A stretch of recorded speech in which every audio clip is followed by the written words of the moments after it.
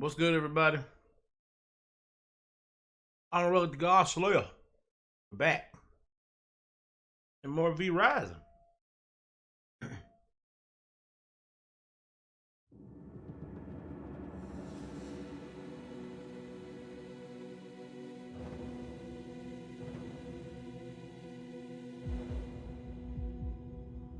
Dipping into my again, more of my favorite folklore.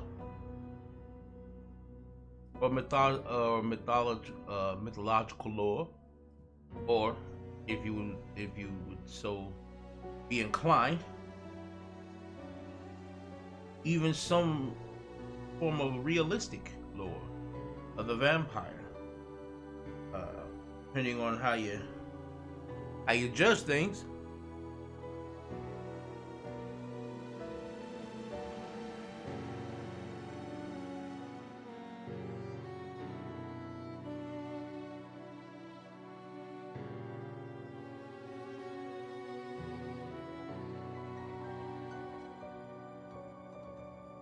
I know it's a weekday, so I'm pretty sure we're gonna be kind of slow today.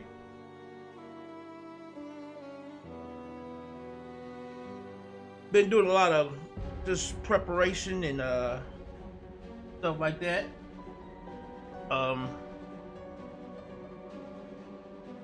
Doing some grinding. This game doesn't really depend on literal levels, so you don't so much as grind levels, so this is more of just going around grabbing, grinding out resource that I need to go forward.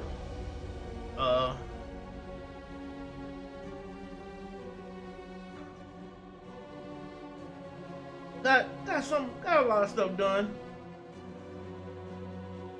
previously with Snake earlier off stream. Figured I'd jump on the stream today and kind of talk about the build that I'm making. Show off some of the castle progression.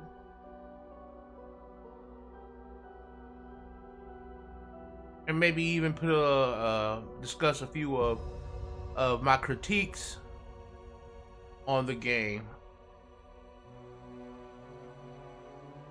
While we have some time to play around and play.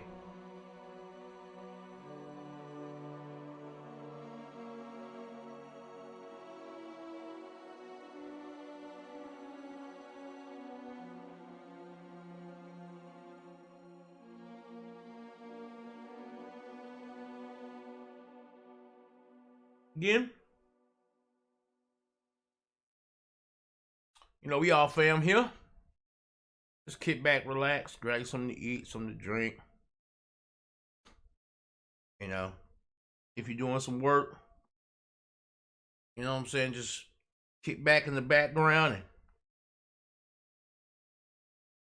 follow me along while we hang out and do some things.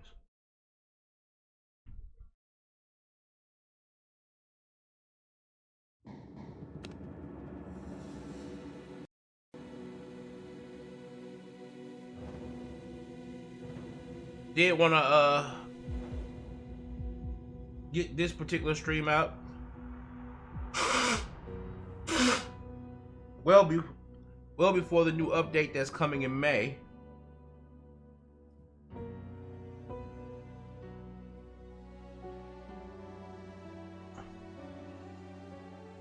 Because that update's I believe that update is going to like really shake up a lot in the game.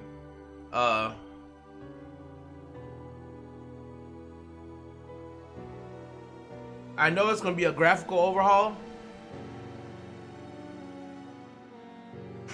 and like for the moment, I'm not too attached to any of these characters, to any of these things I'm making right now. I'm not too attached to them, but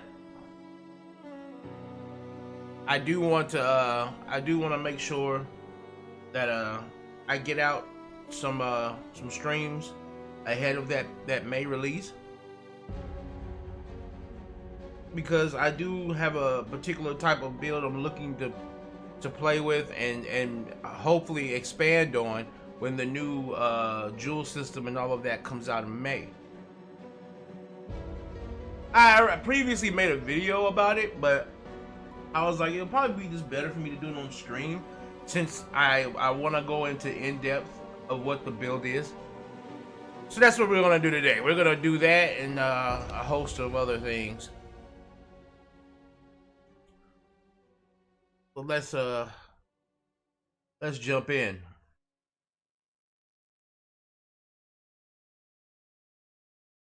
The night calleth.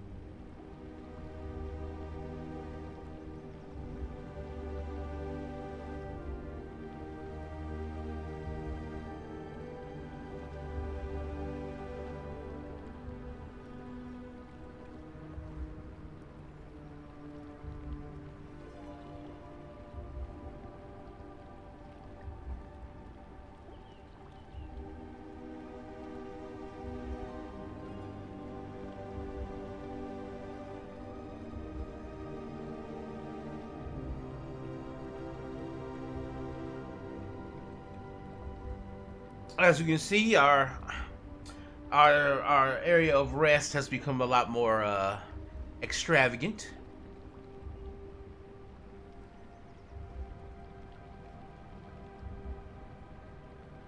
Snake hasn't seen this yet.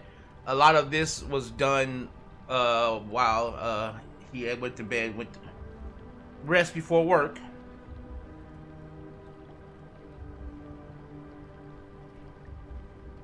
So I told him I was gonna go ahead and try to get some stuff done while he was gone, and I was able to upgrade both the hearts now to level 3.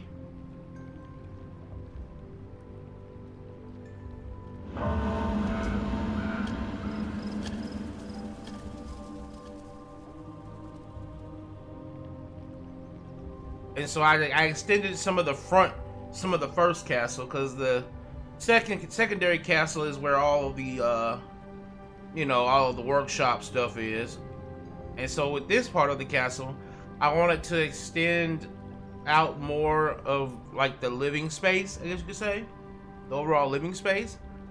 And there's a lot. Like,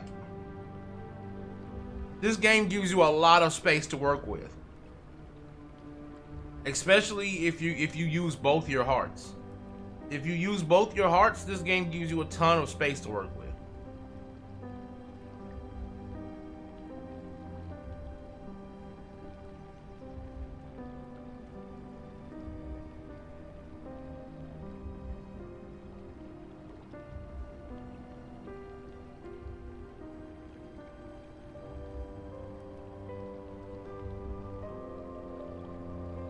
Right. And I love the castle theme. If I wanted to go into the music part first in my critique, I wish that the castle theme had two parts, had two forms of it, like the rest of the themes do in the game.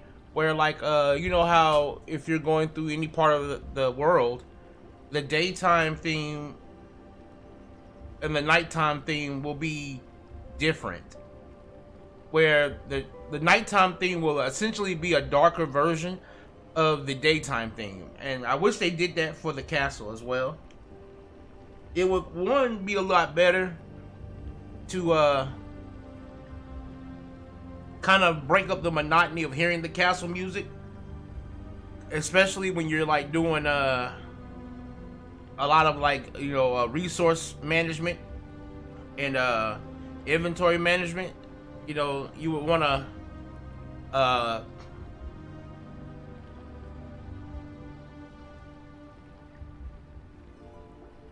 having some kind of, you know, change in the music a little, at least even a small change in terms of like just keeping it the same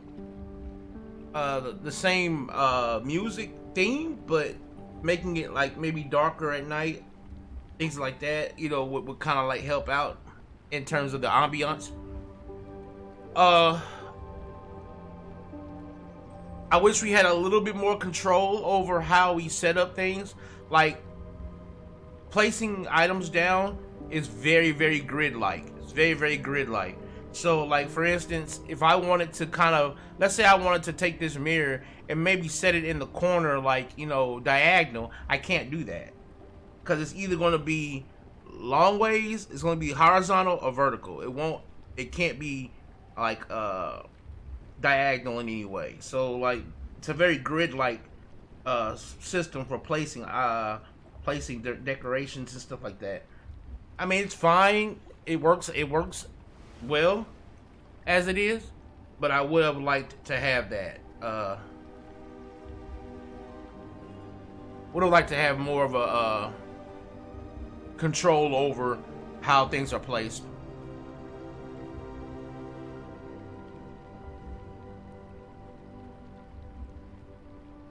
Beyond that, I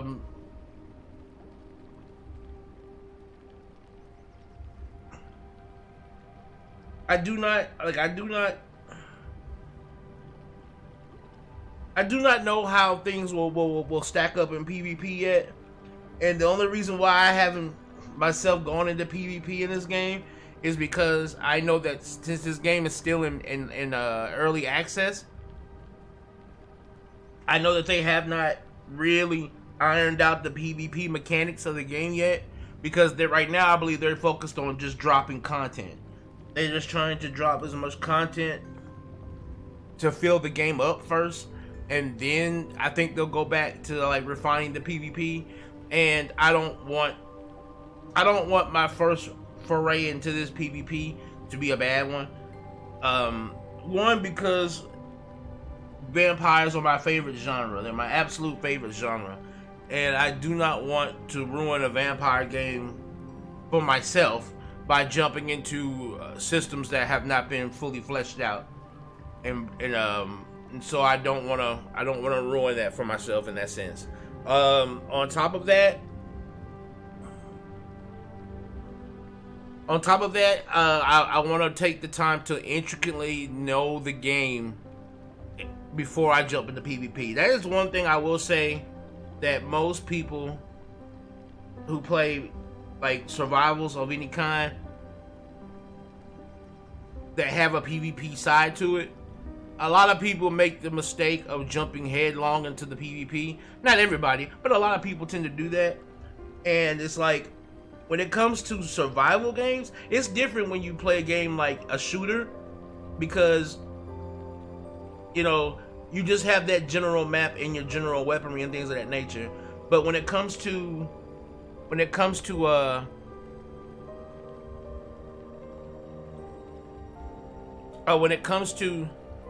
open world survival, like MMO-ish types, it's very important that you know where things are, because your first like maybe couple of days worth of playing is going to be crucial, and how well you're able to get set up and be properly able to defend yourself once things start hitting the fan. And that's a very important time. And it's one of those things where the better you are at knowing these things, right?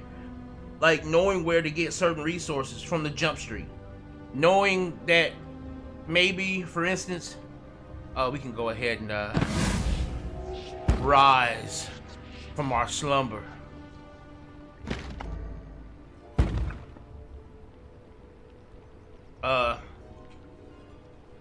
looking at the map.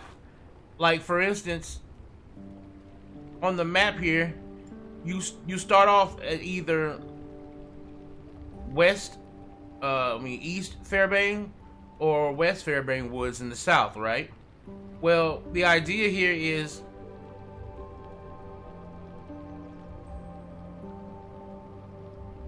if you know that the resources down here will only be somewhat useful for you for a certain amount of time, right?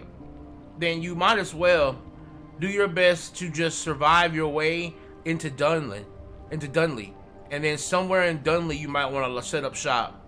The map is expanding out more this way, I believe. So, like for instance, if the map expands out more this way for the next map, you might want to jump somewhere and like make this your home, right up in here, right? Because it's smack dab in the middle of Dunley, which will give you an equal shot left to west to Silverlight and east to wherever this land is going to be called. I think this is going to be the Gloomrot area. I think this will be Gloomrot. So it's like, you know, it'll give you a clean shot between two major areas in between. You're not too far away from anywhere, because like once you're down in here at a certain level, this will no longer be of any threat to you. So getting down here, again, you can just warp down here because you'll have a gate right next to you. And then you can just build a warp gate of your own in your own home. That's the only reason why I'm not going to build one on this in this playthrough, because we have a gate right here. There's no need for us to do that. But, you know, just being able, like, if you, let's say you're parked somewhere up here somewhere, like maybe like off in the cut, you know, off in like the edge of the map or something like that, and every way gate is off, you can build your own way gate, you know, like that. So like, you know, learning like, you know, that, and then of course, you know, you can have horses in the game, and horses are inconsequential in the fact that horses, even if they die, it doesn't matter, because the horses aren't technically yours anyway. Like, they're yours, like, you get the icon on the map, like, you can see the icon on the map of the horses, right? You can see the icon, but these icons don't mean they're yours. It just means that you have horses that you can tend to and keep alongside you. So losing them isn't a problem. And then there's many horses that are just out there to be had, you know. And so I just wanted to, you know, I just hope that they, I hope they implement the PvP to be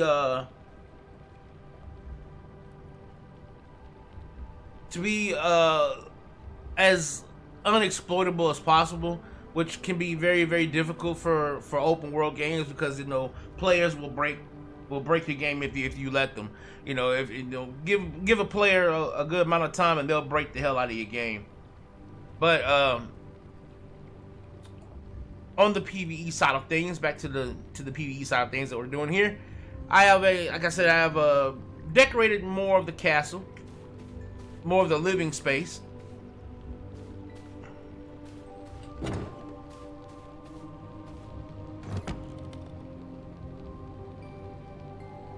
Instead of it just being that little bitty closed off area, now we have a legit castle, or at least a legit main area of the castle here. Well, this whole area I consider the entrance. This is all the entrance. And then of course the bedroom area, and then as we move north and out these doors, I'm gonna make the whole back end there be more of like the throne roomish area that leads out into the next part of the castle. I have a little alcove here that, you know, you can come outside, a little gated out little area here. I might throw some chairs out here, like a little miniature garden out here. And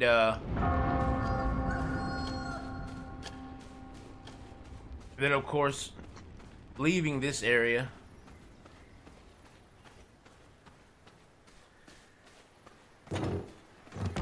And into the second castle. Technically it's the second castle, but this is more of like the workshop area.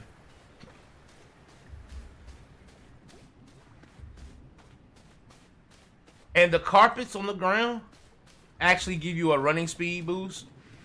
So like you'll see the difference, slight difference, when I'm running on it and when I'm not.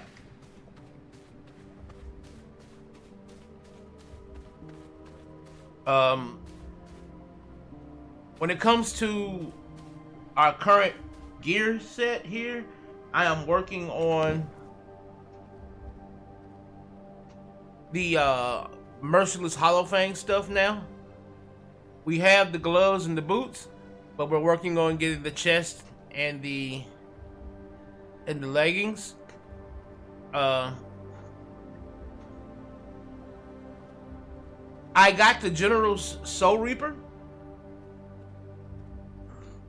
You can get this from multiple places because the enemy that you fight, the General Commander, you can find him either inside of this haunted iron mine, or you can find him, I believe, in the Church of the Damned. Yeah, there's one of them that's in the Church of the Damned right before you fight the boss over here, and then there's one that's in the mine here, and you just keep killing him until he'll eventually drop an orb that will give you the knowledge to make the General Soul Reaper, which is basically a step up from the Iron Reaper.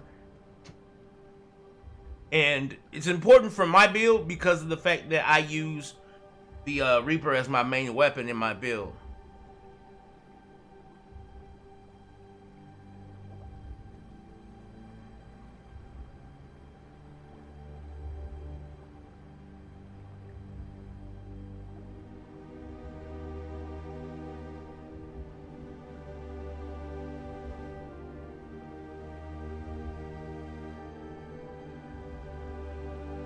All right, so let's discuss a little bit what that build is.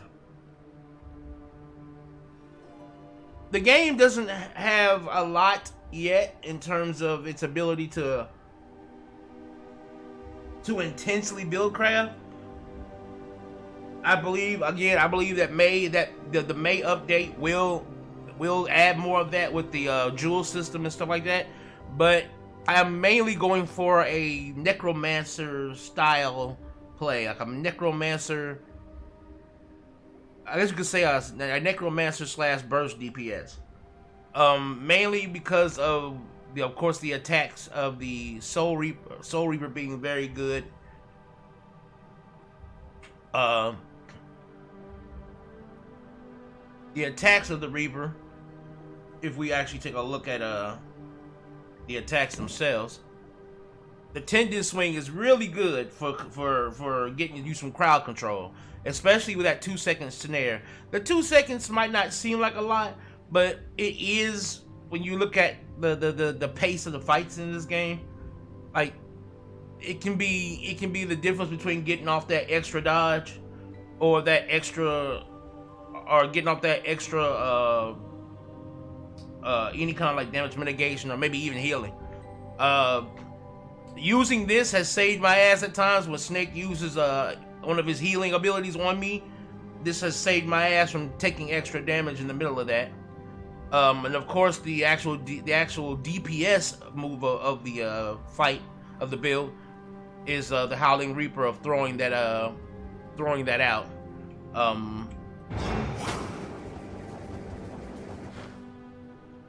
That move in and of itself, a lot of people probably don't know the intricacy of that move. That move hits 8 times. The initial blow will come out once it's cast, and then it will hit 7 more times during its spin. That's if it hits the same opponent all those times. It also places a snare, but the snare is only I think the snare is like only like maybe about 1.5 seconds. It's not a long snare, and so usually when you throw this at an enemy, if you know they're going to come towards you, you're not going to want to throw it directly on them. You're going to want to throw it like at the edge of them. So like for instance, if let's say this loom is my enemy, I don't want to throw it directly onto them like this. I want to throw it on the edge so that they take the tick initially, but as they walk towards me, they'll end up getting the full rest of the hit because the snare will keep them slowed while they're trying to, you know, walk towards me. The way it works is the initial hit of that spin will do the full damage of the weapon. And one thing we need to talk about for anybody who's here listening and thinking about getting to this game, damage in this game does not work by face value, meaning that all because my physical power says 28.5, right? It does not mean that I'm going to do 28.5 damage a hit. That's not what that means, because if I take off my scythe, it changes to 10%. That 10% is only there because you have to be able to do some kind of damage, or you're not going to be able to survive in this game when you first start out, because you're not going to have a weapon for real. So this is basically my hands. This is my primary attack with my hands, right? And this damage is not additive. It does not add on to the damage of the weapon. It does not. So when you equip the weapon, even though it adds this damage to that number up here, and so it's 28, the damage you're going to actually do with the weapon is going to be the 18.5 physical power you see. So when you throw this scythe, you're going to initially do the 18.5 for the first hit. Now after that hit, the other 7 are going to do half that damage as tick damage 7 times. Now that might not seem like a lot, because a lot of people will swear by the sword spin attack being the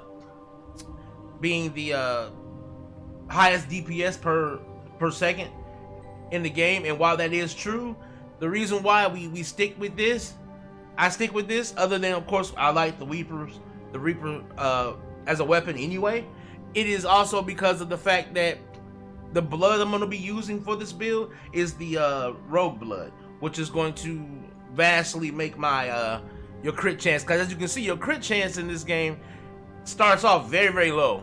Your crit chance is 5%, you know, and there will be ways to, of course, to bump this up. But the idea is, when you have the rogue blood, it's going to give you a lot more crit chance, and crit chance is going to be a beautiful thing when you start throwing that out, especially with the combination of the spells I'm using. Now with the spells I'm using, I am using the Veil of Bones dash. The reason why I'm choosing this dash over the Veil of Chaos, which is like the voidish dash where you can dash twice, is because this dash allows me to throw a projectile that will basically make the enemy take more damage, 25% more damage for 5 seconds. Adding that on to this can be a DPS burn that actually feels really good, especially if the crits from that rogue blood start proccing. You can really get some serious damage in. And if we the rogue blood on the 4th level of it, you see how all these have levels of the better the blood quality, the higher the levels. On the 4th level of the blood of the rogue blood, your crits have a chance to strip armor, which will then make the enemy take another 15% more damage. That's a total of 40% damage increase per tick of the Howling Reaper, which can make that a real DPS burn. Now, in terms of a defensive spells,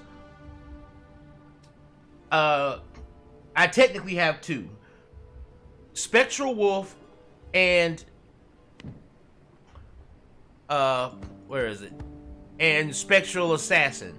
I use Spectral Assassin if I'm fighting a singular boss that's by himself and doesn't have any enemies alongside it. because this is like a more of a one boss DPS type ability. But both of these, this one and the wolf, have a damage a target. It reduces the damage output of the target by 30% for 5 seconds.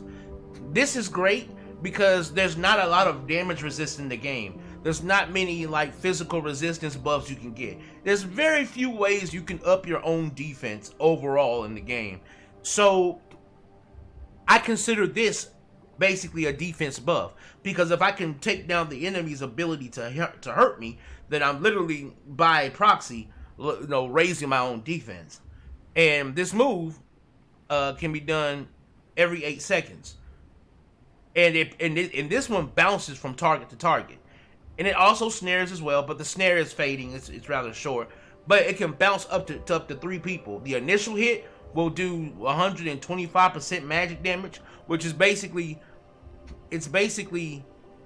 the full damage of your spell power, which should be this is not the spell power that's truly there.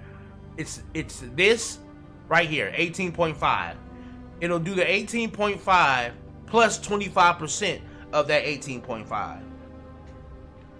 And because I have this on, it's going to actually add on to that, because I have a plus 6 spell power with the General's Soul Reaper. But as you can see, none of the iron weapons have that kind of benefit. But because I have the General's Soul Reaper, I'll be able to get that done that way. So I'll have a lot more. I have a little bit more than normal. Than normal for this level, this level range. And again, this coupled with my next ability, the Ward of the Damned. Ward of the Damned is a shield, and in this game, shields are very strong, especially if you have patience enough to not spam the ability. And the shield lasts for 2 seconds. Alright? For that 2 seconds, anything that hits that shield will spawn undead skeletons. And these skeletons will hit for the base magic damage that I have on here. Not here, again, because if I take this off, right, and let's say I unequip my weapon, right, my base spell damage is 10. But that's only because you gotta have some kind of damage in the game. You gotta have some kind of damage when you first start the game and you don't have anything. So the way it works is anything you add on to this number, again, this number is going to go up with this 10, but that 10 does not count. And so since that 10 doesn't count, because again, this will fool you. This will fool you. This will have you thinking that, hold on a second, I put my ring on and it says I got 28.5 spell power. Why am I not hitting at that level? Why am I not hitting at that 28.5? It's because it's not counting that 10. It's not going to count that 10 because that 10 is literally considered 0. In the game's eyes, it's considered 0.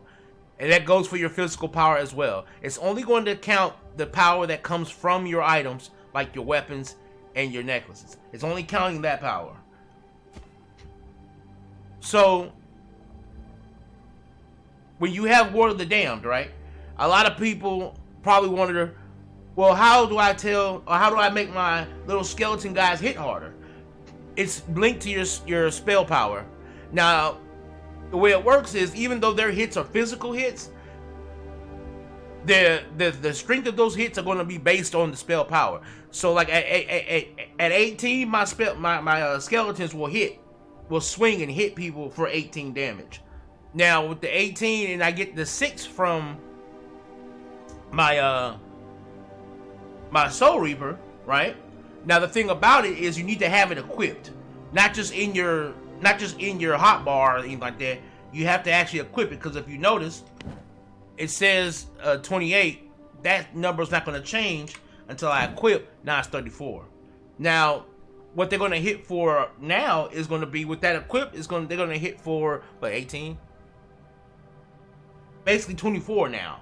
So I've upped the DPS overall of my minions when they come out.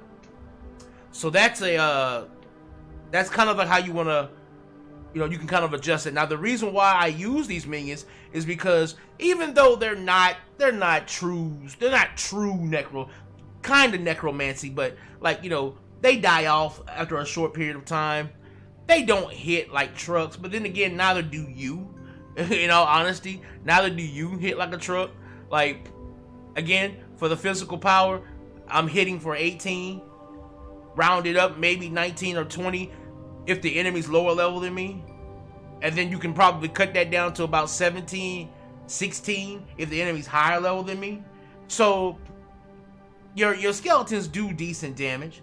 And again, what's cool about the skeletons is if you can time it right, anything that hits this, right? Anything that hits that, no matter how many times it hits it, if an enemy shoots 20 things at you and all 20 can hit within that 2-second period, you spawn 20 undead. You see what I mean? Like, so it's one of those things where skilled use of this will pay off immensely. It'll pay off immensely if you can kind of pace yourself, not panic use it, and things of that nature.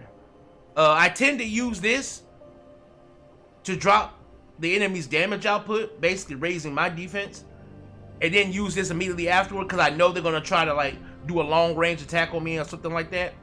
And what you basically do is give yourself defense up and your summoned skeletons defense up. You can also use the shields from this ability here. Where's it at? Is it Crimson Aegis? The Crimson Aegis ability that gives you a shield for 200% of your spell power, right? You can actually give that to the skeletons too.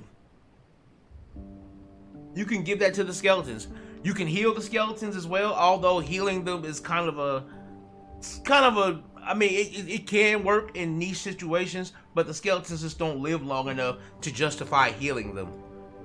But this, again, this build gives me an overall burst DPS with Veil alongside of my Howling Reaper, using the Rogue Blood specifically for this build.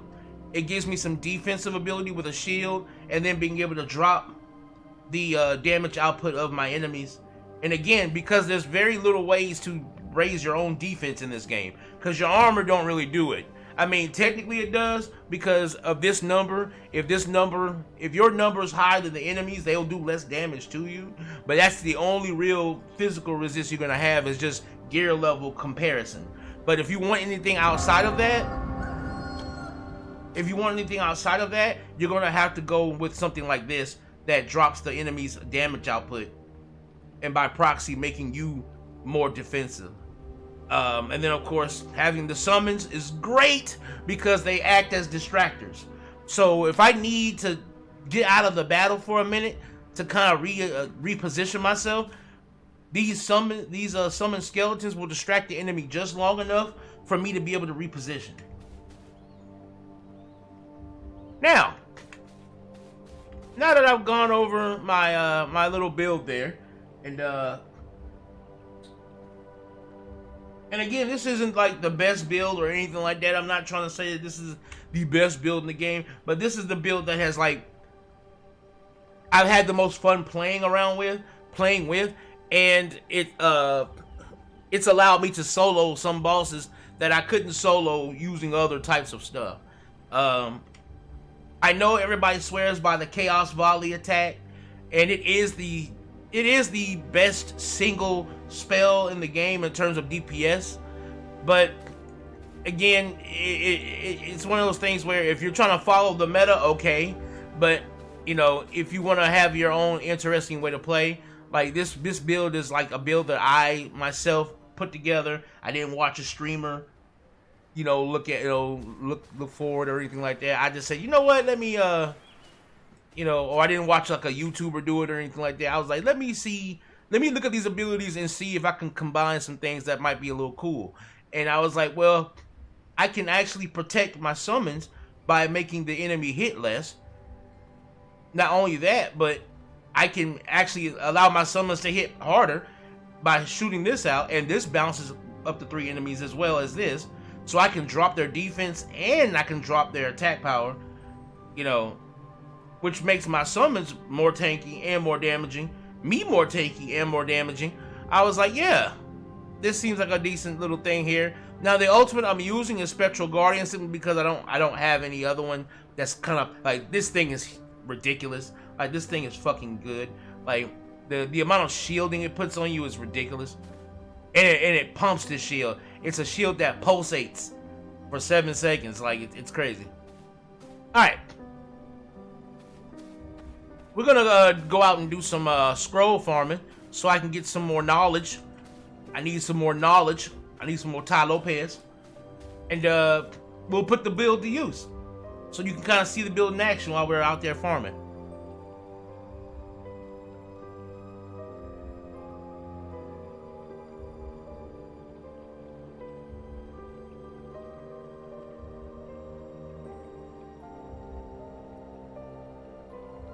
Now, the loop I like to use is actually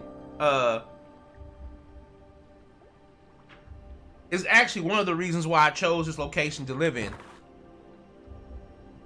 Because the loop we're going to use is going to be basically from this road. We're going to take this road all the way up and around, and we're going to kind of loop all the way over here to the edge and come back, hitting all of these little spots on the way out there. We might go into the village. We might go here. I might have to like bypass some of this, but you know, we might pop in here, you know, grabbing some of this. Matter of fact, do we have any garlic potions? Garlic resist potions, should I say?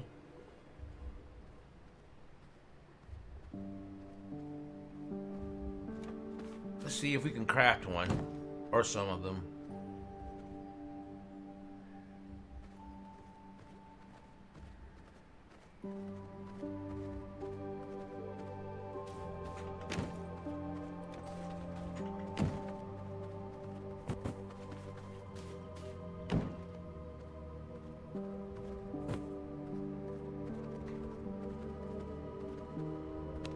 When I always have some healing on me. Now, I made the build up not taking healing potions into account, but of course, you always want to have some healing potions on you. We want to make some garlic potion though. Oh, we do have the holy resist spell. Well, the holy resist potion, we do have it.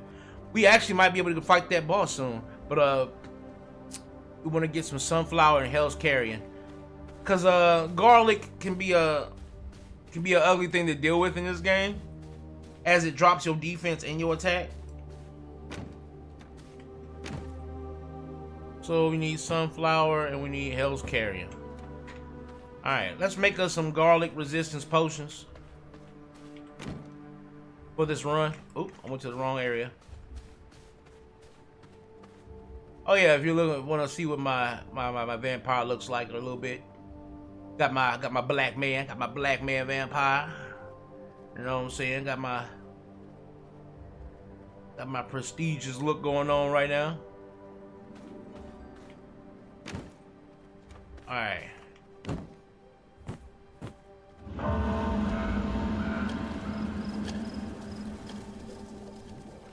Let's see how many can we make. We'll make 3 of them.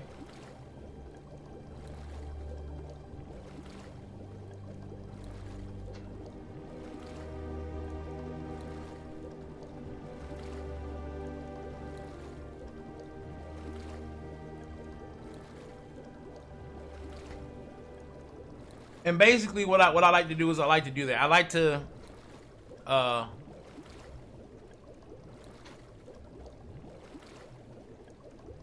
to make my builds without potions in mind, so that any added potions you bring to the table,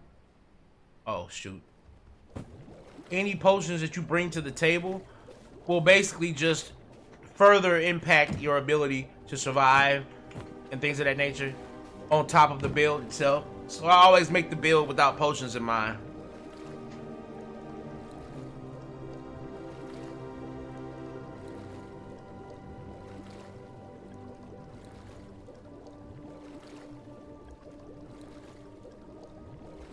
I always bring a couple of blood rose potions.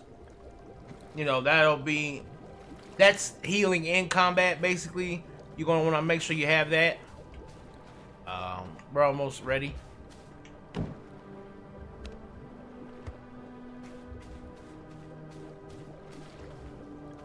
To do our scroll run.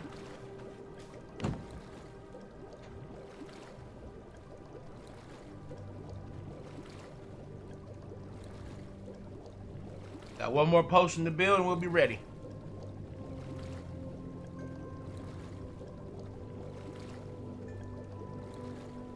I might be able to also kind of show you the better ways of surviving the sunlight without having to, like,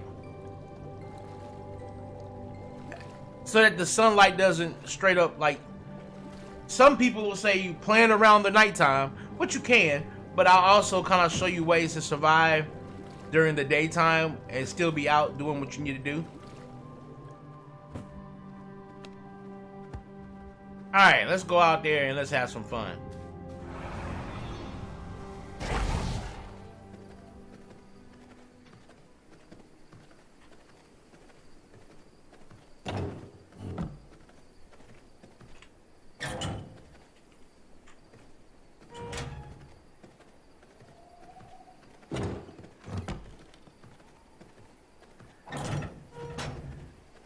Alright, so our main goal is going to go straight upwards.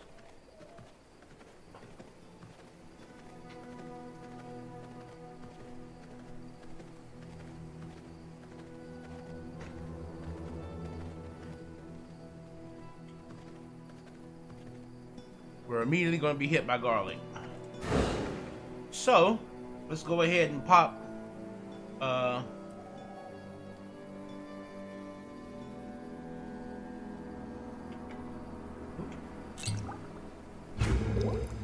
there we go.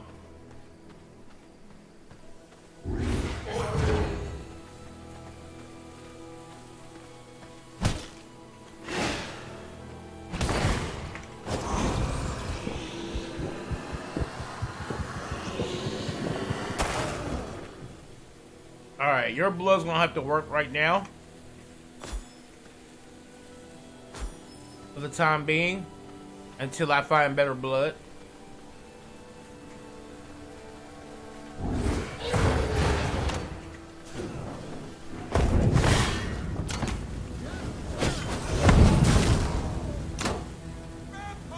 Don't die.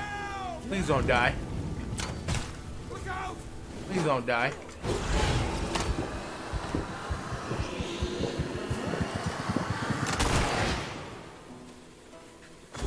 Alright, so now we've got Brute 100 blood.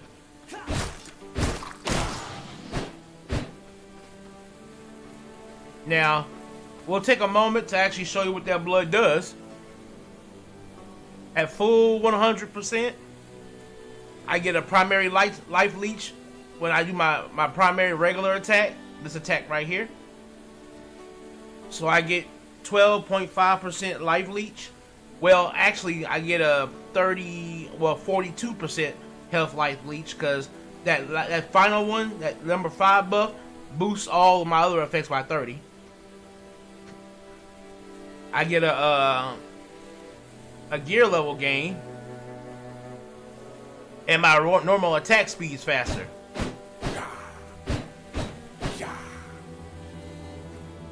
The healing I receive is better, 65% better.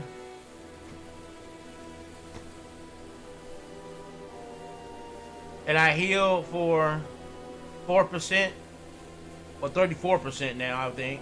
A 6% chance per relative health recovered to boost movement speed, and damage to primary attacks by 25, well actually 55%.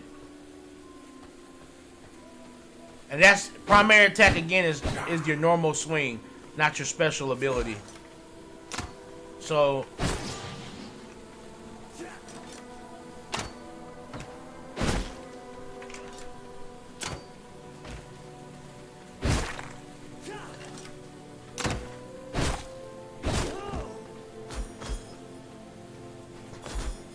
we're gonna look for some high level rogue blood at some point.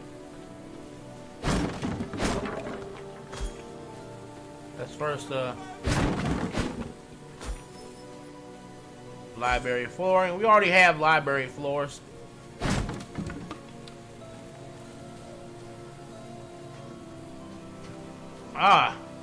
We don't ever want to pass up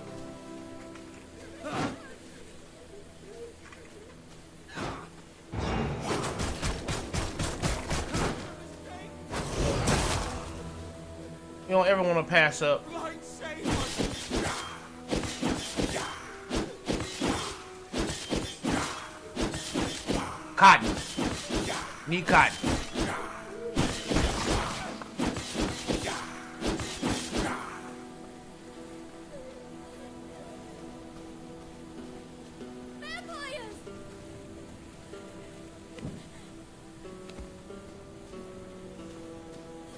Silence, woman.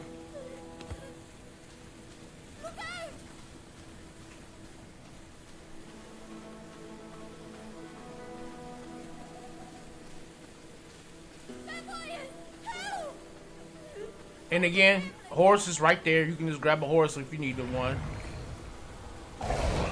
Alright, let's try and get out of that. We'll go right into this one.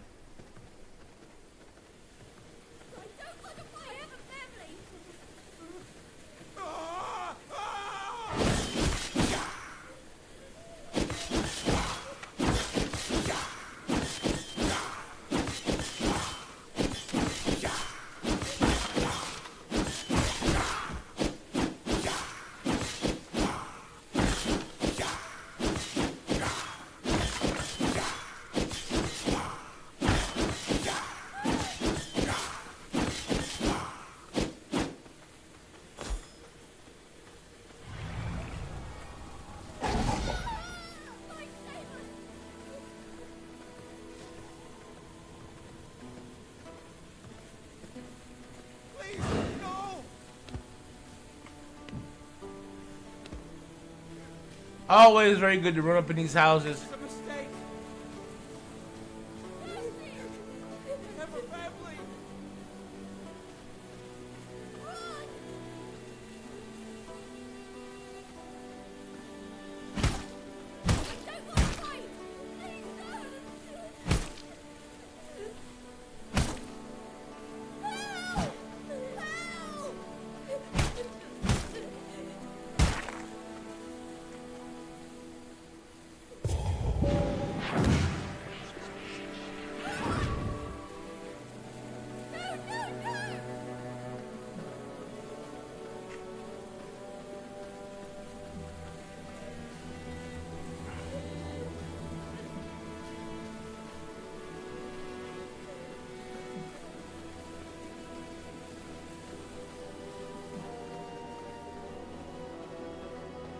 Follow me, lady. Follow me.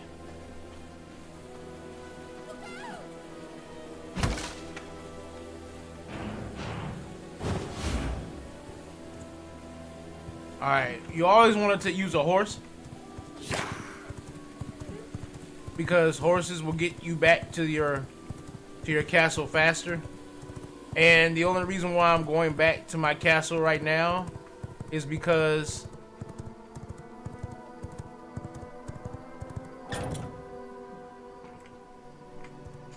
that is actually a very, very good, solid, oops.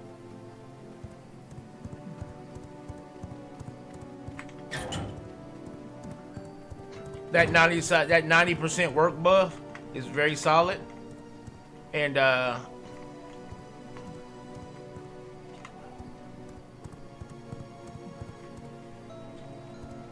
I want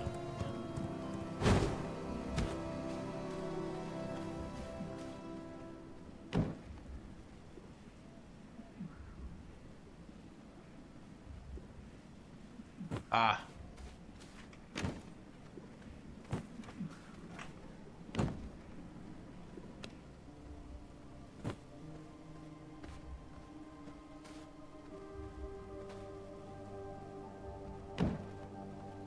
All right, so we got an hour and 29 minutes. Her blood quality is 91.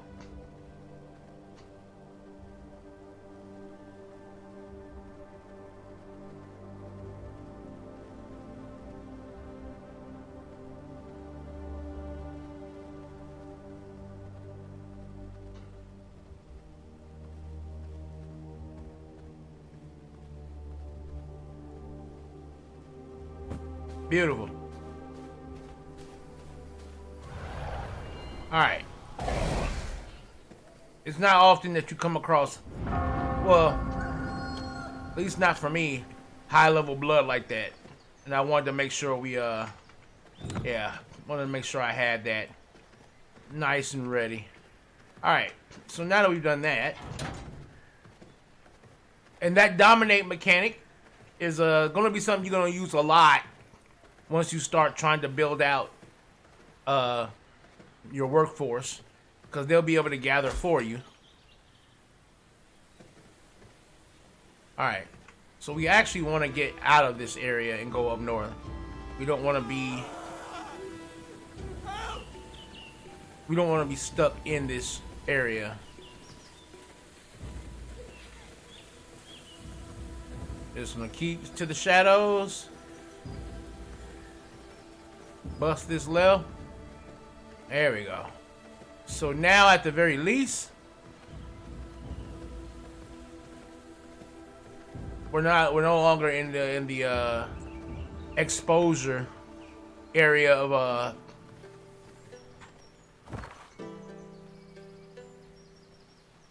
we're not in the exposure area of the garlic anymore.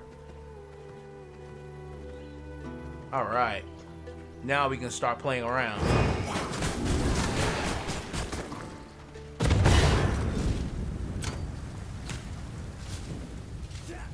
When it comes to bombers,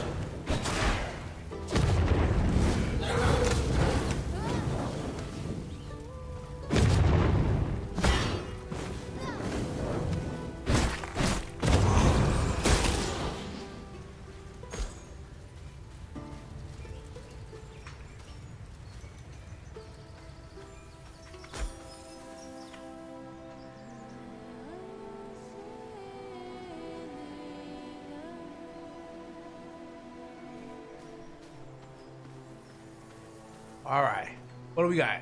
Rogue 24. First thing I'm gonna do,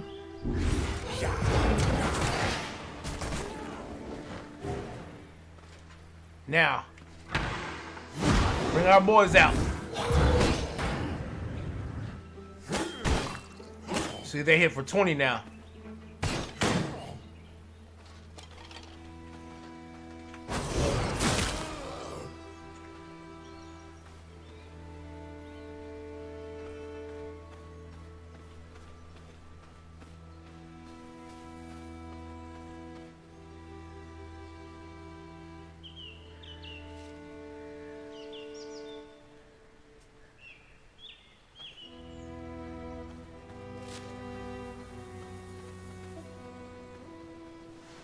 Again, just stick to the shadows, and even if you wanted to attack,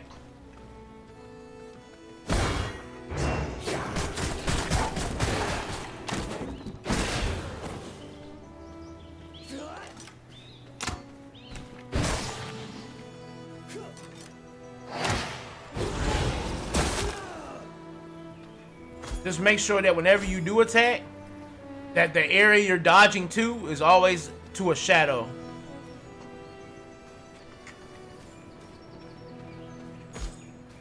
And that if the enemy, if you're trying to get them to attack you, you're gonna want them to attack you in the shadows. So you want to kite them into shadows, or attack from shadows and stay in it as you're dodging and moving around. Even if they're like, let's say they're an archer and they won't come out into the shadows. That's another reason why I love this, because I can attack you from the shadows without having to go out myself. Same thing with gathering, actually. You can just...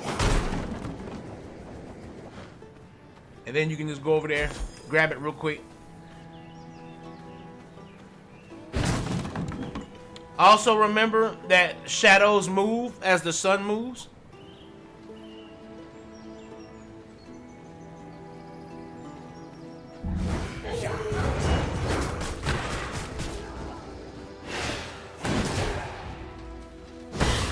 Give me some room. Yeah, you do that if you want to.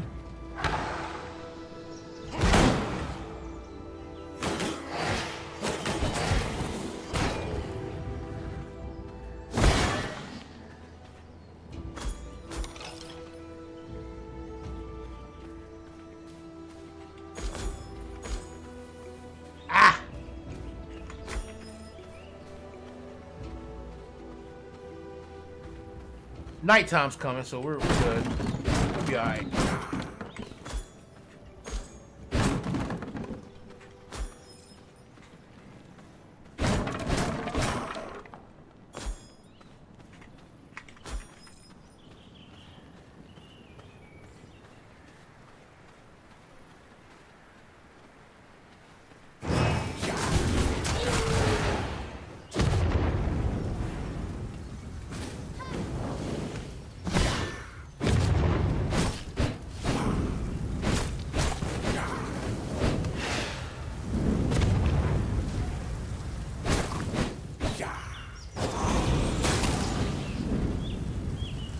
Look at that tick damage. It is so nasty.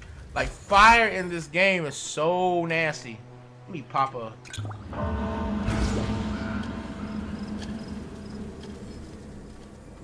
Oh, that's cool. So the healing effect of your potions can actually trigger that boost. That's nice. That's actually very nice. And you just want to run up and down this area. If you're into farm, if you're trying to farm for resources, now's the time. I'm not necessarily trying to farm for resources. I'm merely trying to make some scrolls.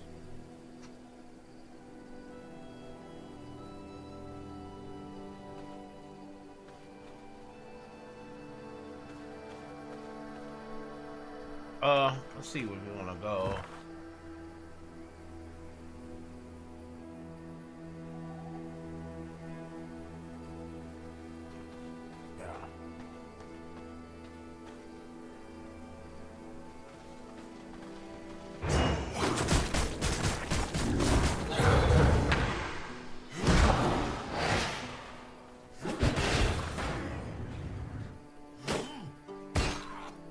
See, even they did more damage. They did 25.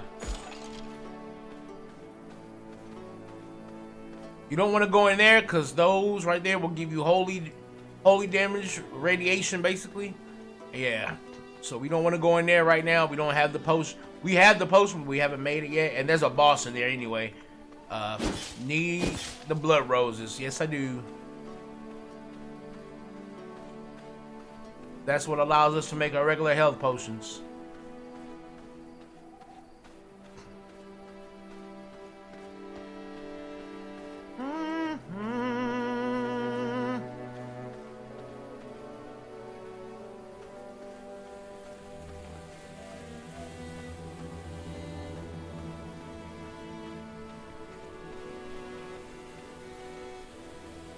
What is this place? Ah.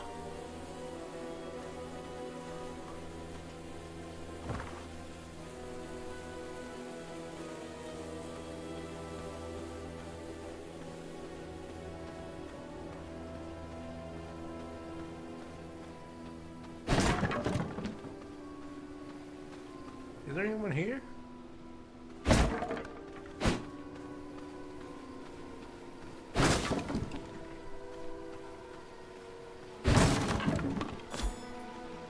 There's 2 scrolls. That's about it.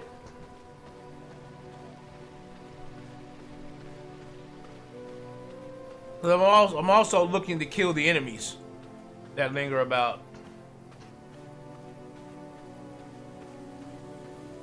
Ah.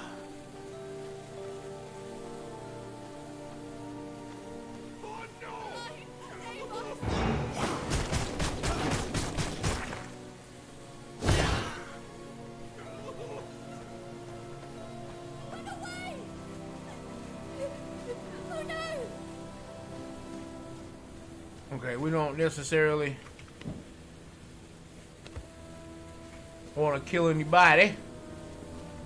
I just want whatever you got in your home in terms of resources. I don't want to fight!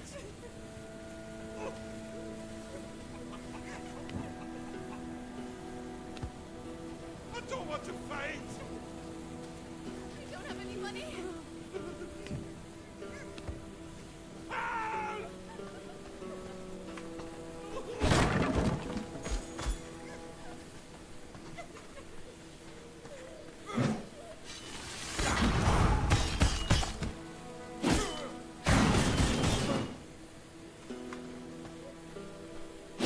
All right.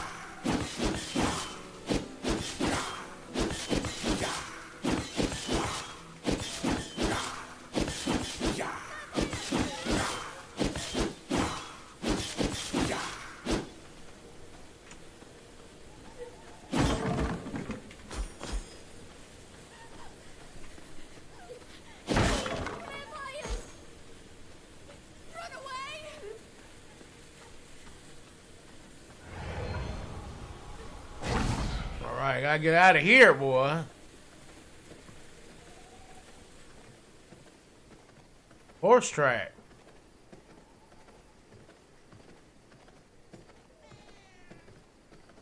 Of course, you can find an abundance of horses.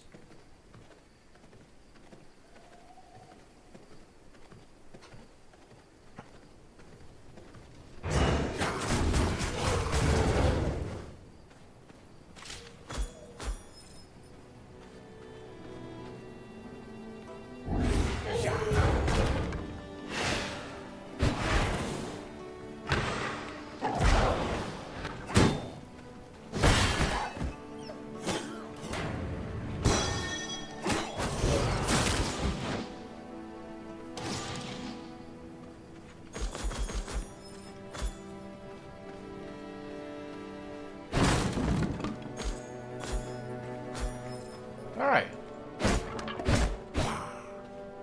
Nothing.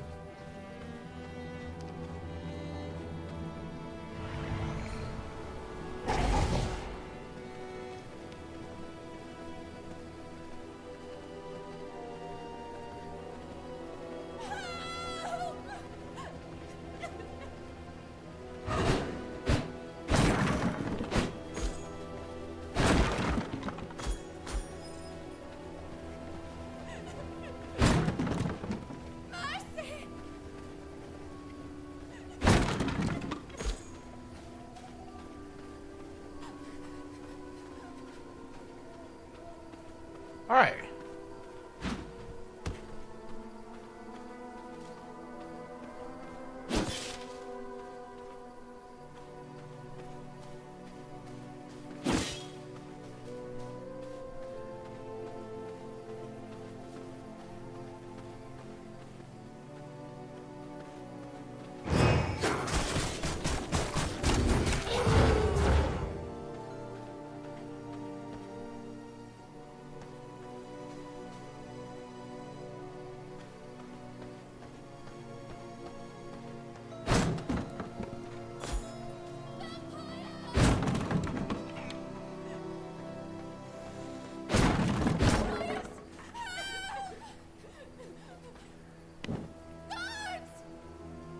Why is my inventory full? Oh.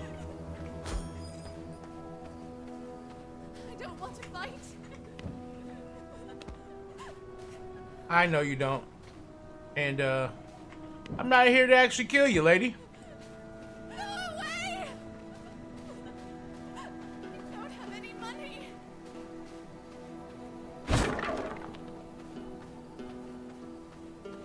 Ah, chest. Yes. I need more of these. Oh, yeah. Oh, yeah. I'm glad I stopped here.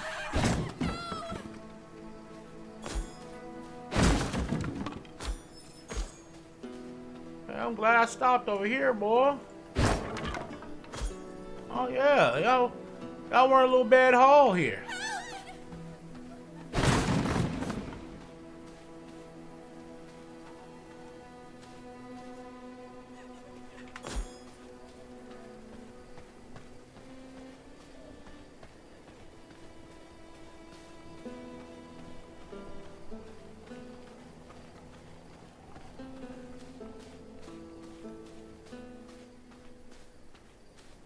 I know that garlic potion might seem like it's not doing much, but it is, because the buildup is nowhere near as bad as it would have been.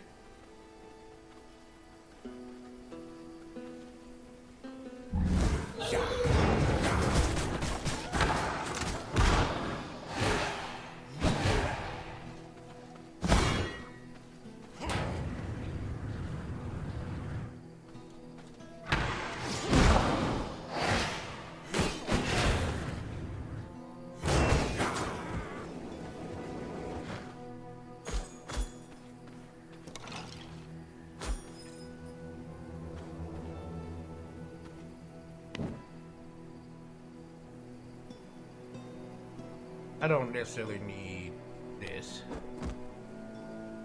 And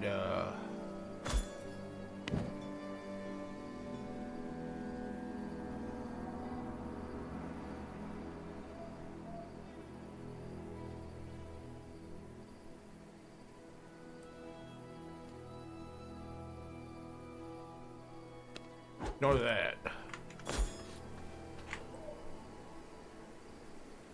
And I could use that salve in place of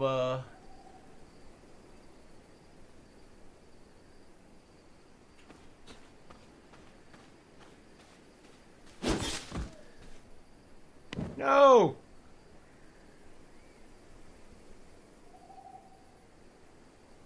I need the snowflower. Don't do that.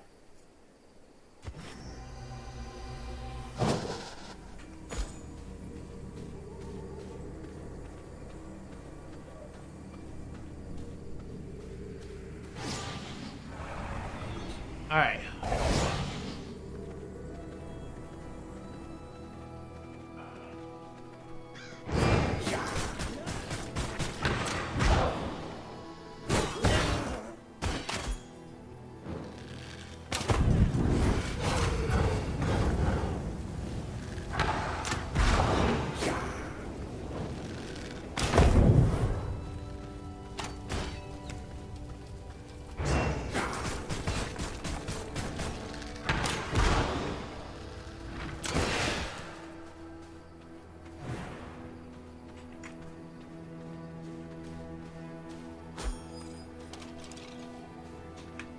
Okay.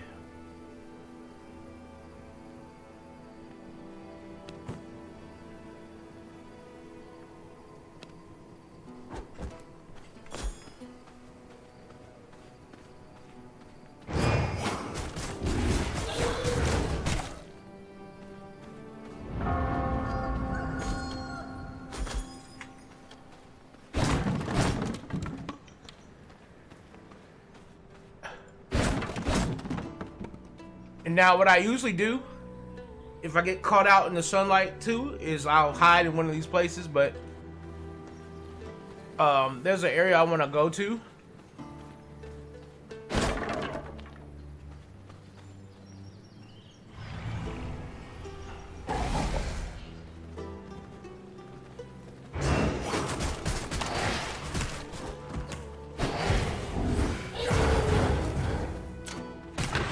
Oh.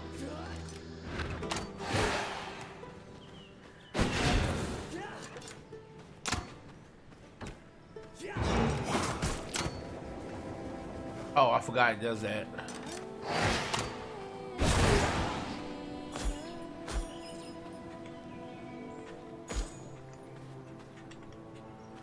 All right. There's an area I want to go to where I like to I like to farm in this area. I'll show you in a little bit.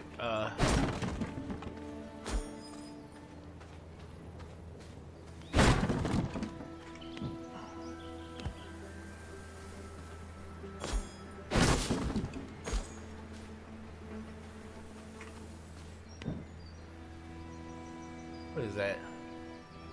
Okay. We're gonna need to sacrifice something for that. Yep, there you go. Animal hide, you can get a dime a dozen. A little dab, do ya? Okay.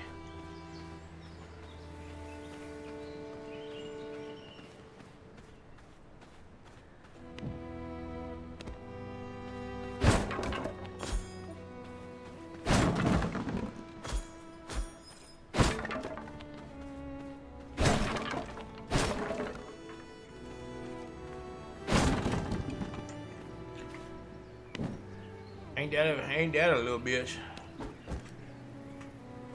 Need that seed. Always choose seeds because they allow you to just grow the stuff you need over time. So it's a win-win.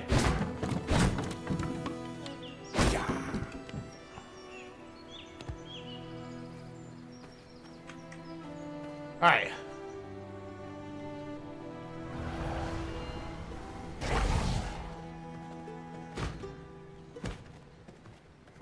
Now I'm gonna take you where I like to go. Like once I've done my rounds, I like to go to this area and just farm at this one spot until like I know like everything in that area. Oh my! Oh yes, boss. We don't want to deal with him right now. I like to farm at this one particular area and just keep doing so until I know that all the different places have respawned their loot. And I'll show you where it's at. Oh dear.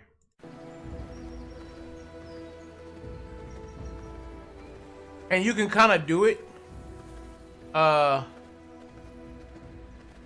You can kind of do it anywhere.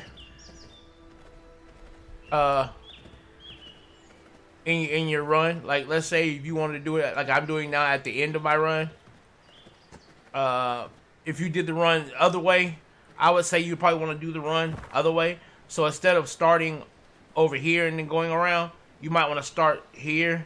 You might want to start going down this way, hitting all this up, coming back around, coming down, hitting all this up, and then you'll end here where you can go where we're going, which is right here, this little intersection right here. I like going there because there's so many enemies that just end up there. Drop defenses.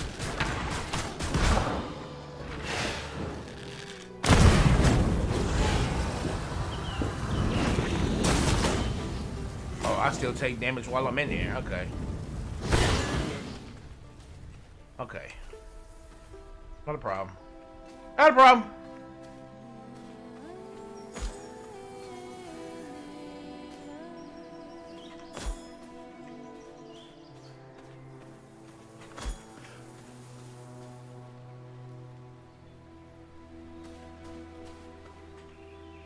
No. No.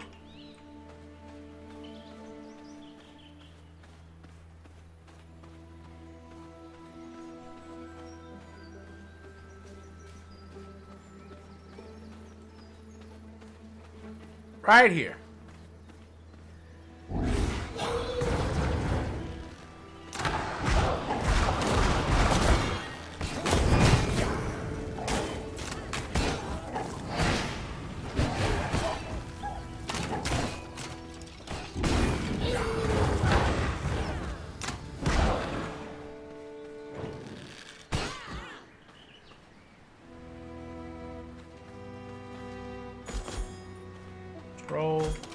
Scroll.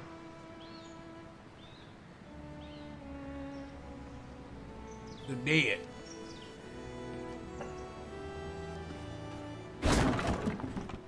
Oh. All right.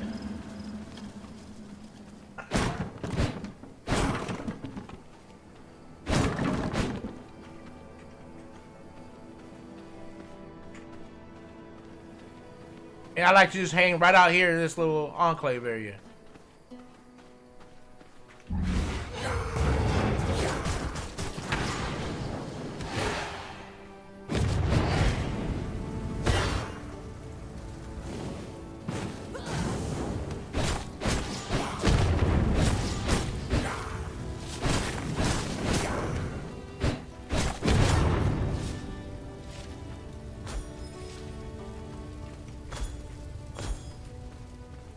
Grabbing scrolls for days.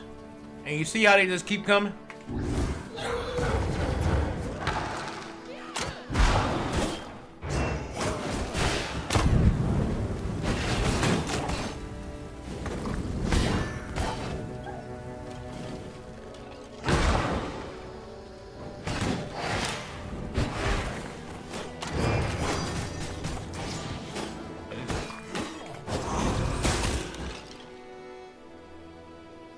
Beautiful, beautiful. I get defenses, I get distractions, as well as a little bit of DPS from them.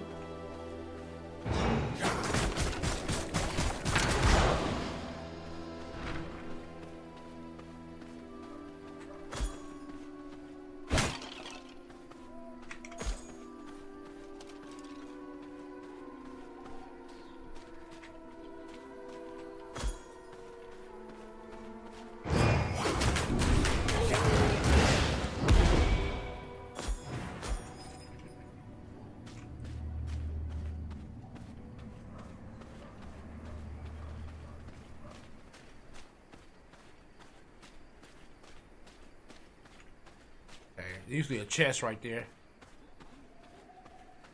And again, as you can see, more people just keep right on coming.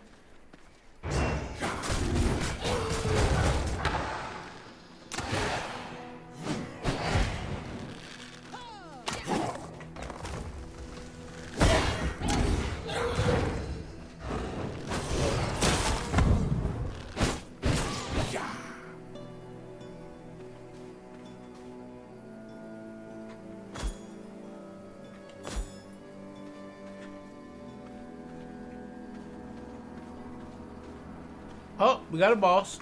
Let's not attract too much attention here.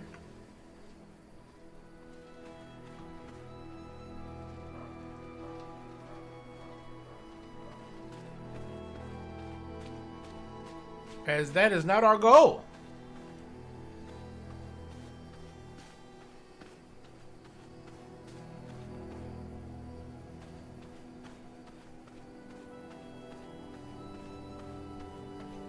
Let's go inside real quick and see if we can find some things.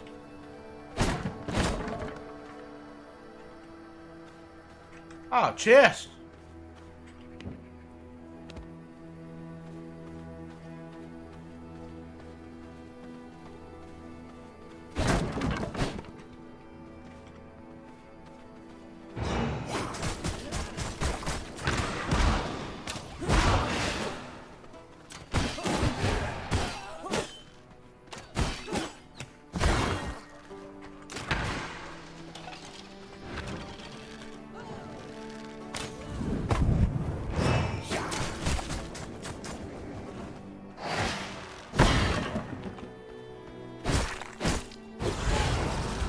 Roll.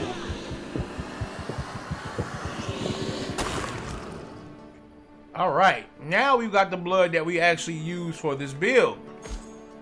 As you can see, with the rogue, we're gonna get some good critical strikes now. If we had the level 4 though, that's the one that on critical strike is a 50% chance to strip armor, which allows me to do even more damage per second there.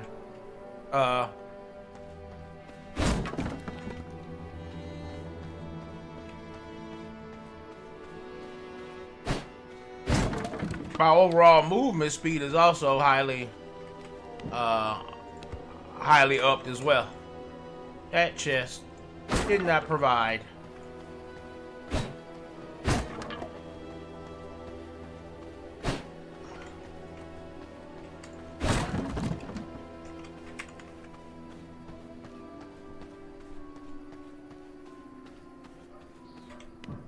yeah, okay.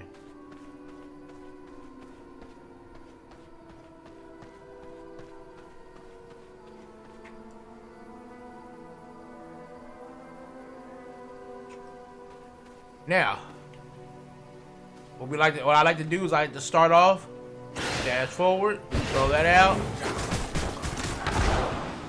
Look how much damage that just unloaded. It just unloaded like tons of damage. And the crits just like it double dips into damage like that. So it's like it's really powerful. And I'll just keep farming here for a little while until I'm confident that a lot of the enemies over yonder have respawned. And then what we'll do is we'll just like this.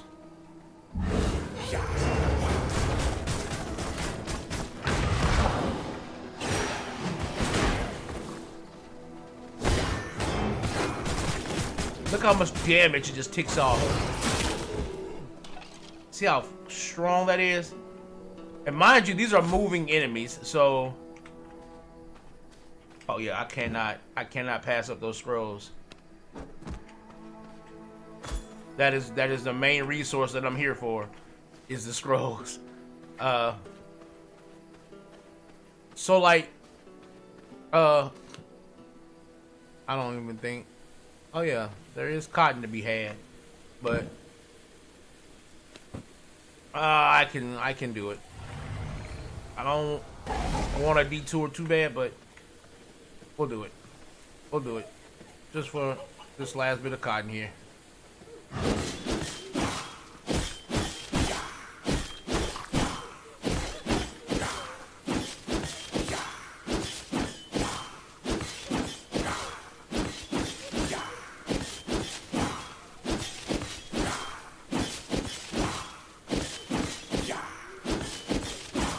Alright.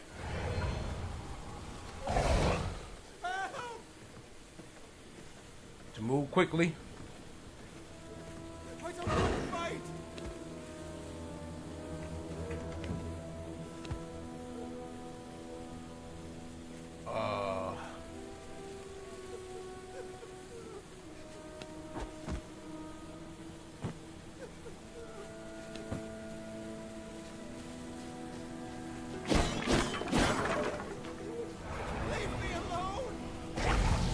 Oh, I don't even have the whatchamacallit on. Oh my god.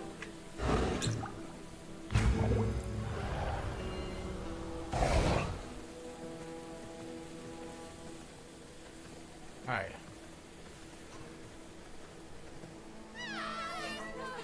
Ladies, forgive me.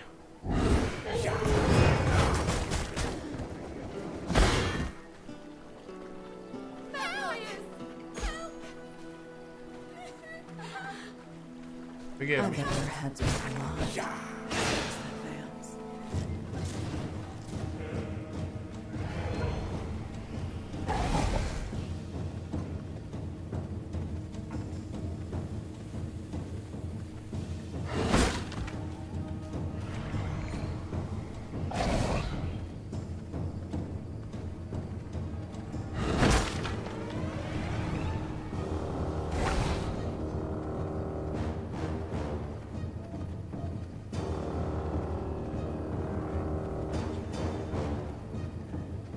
That's how you get the hell away from a boss.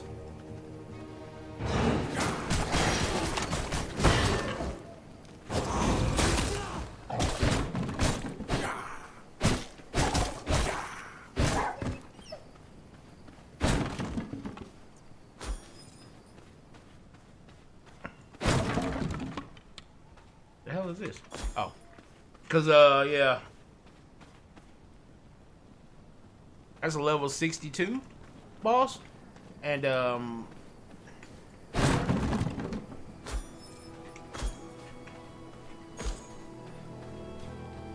that's not necessarily something you want to take on right now. I don't want to take on right now. I have not fully gotten all my outfits, Haven't had a decent book drop for me yet.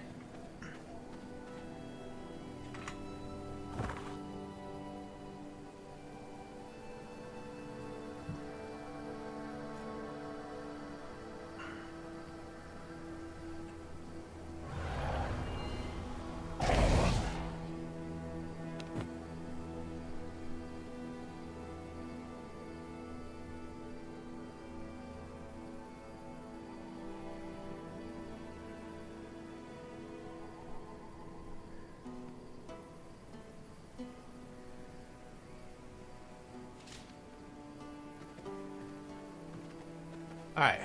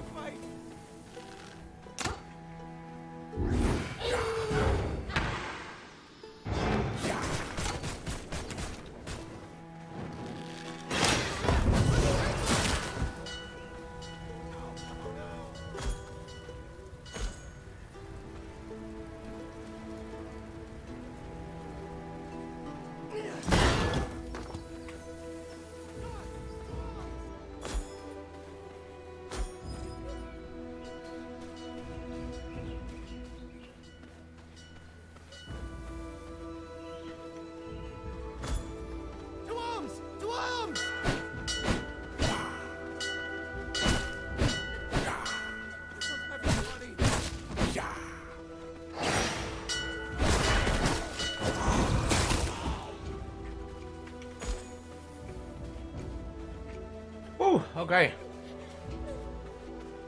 Out of the way. Leave me alone! Out of the way.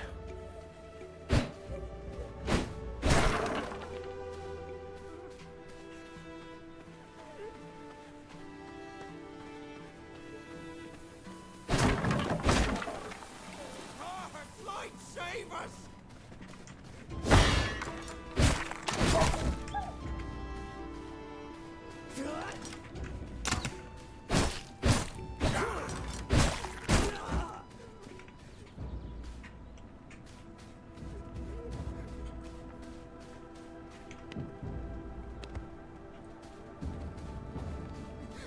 I was like, is he running to attack me? Like, okay, you done got some balls on you, huh? Fires!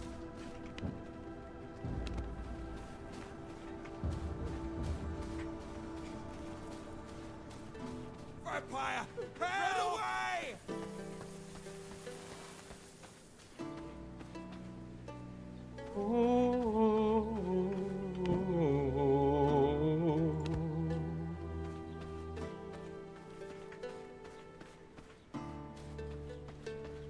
Mercy!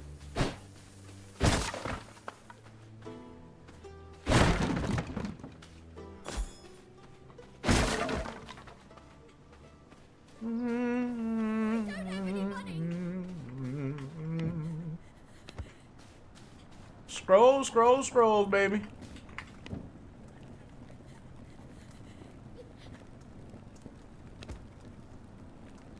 That's what it's all about. Oh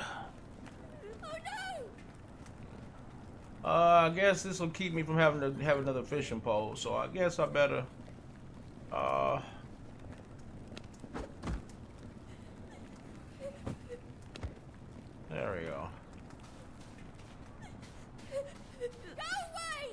Shut up. I ain't going nowhere. I got stuff to collect.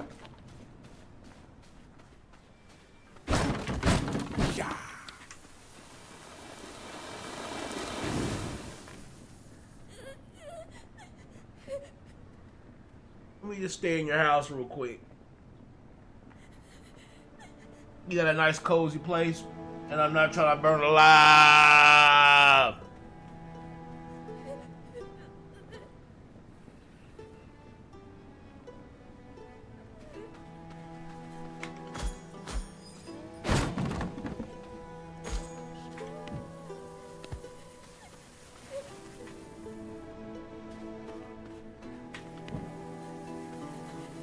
Okay. What was in there, it wasn't really worth. Alright. Someone help!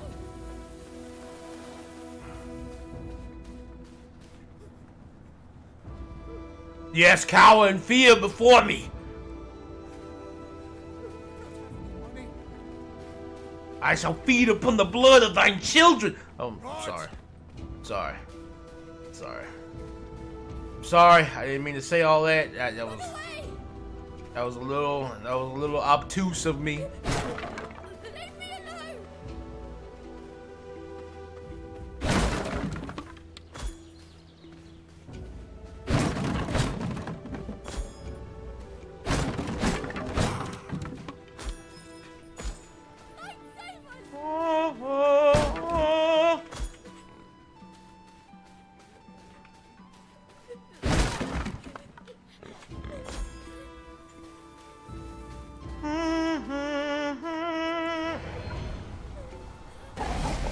Okay, well, you know, this place wasn't a complete waste at all.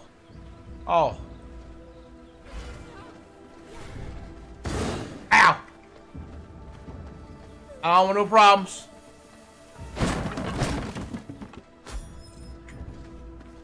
I said I ain't want no problems.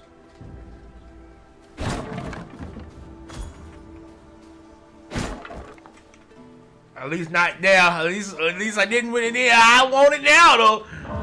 Yeah, now that the night's falling, I don't mind having some problems now, baby.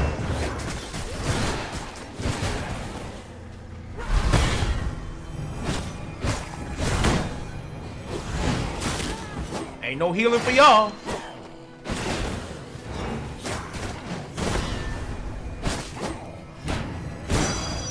Ow. Oh yeah, you. Look at that. Look at them numbers. Look at them numbers. Yeah. Yeah. Matter of fact, let me drop this real quick. Get that brew. Drink this. Grab that. All right. Cause that's gonna give me +4 to my physical power. I usually drink those on the fly as I get them. I don't want to fight. You don't have to fight. Help! But I do need that, so what we're gonna have to do is we're gonna have to these tainted hearts can go. But I do need. Yeah.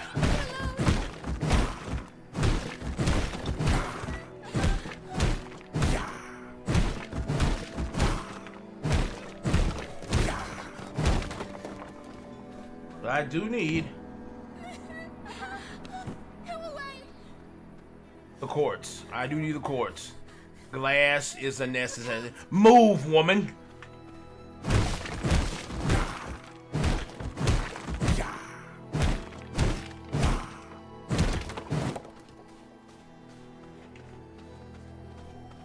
Hey, lady.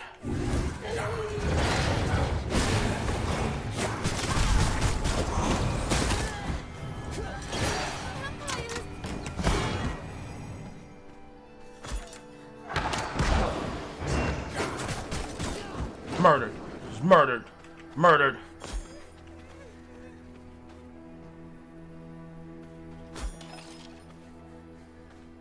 Hey, clay mold. Anything in here? Oh, just plant fiber. All right.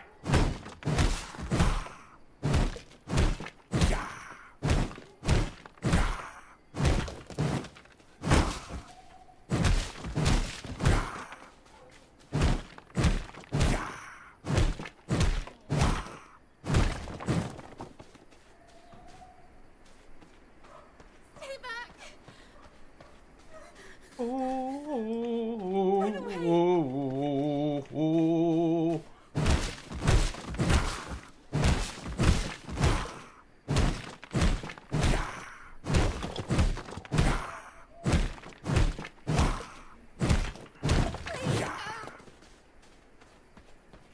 don't have any money.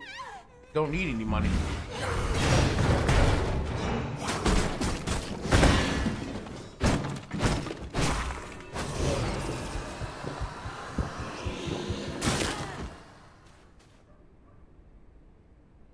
Forgive me, priestess. Run.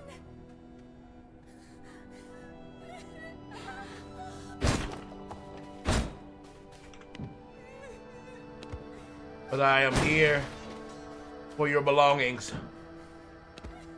Oh, I need that too. Hold up. Hold up. Hold up.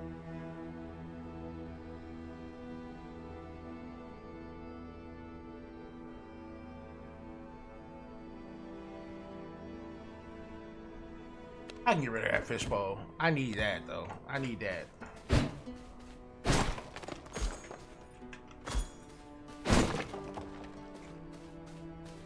This is a mistake.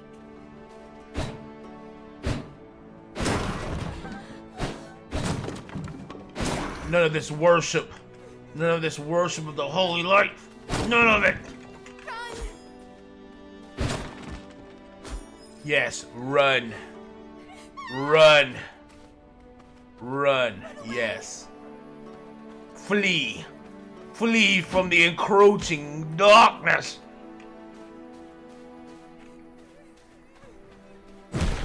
Out of the way.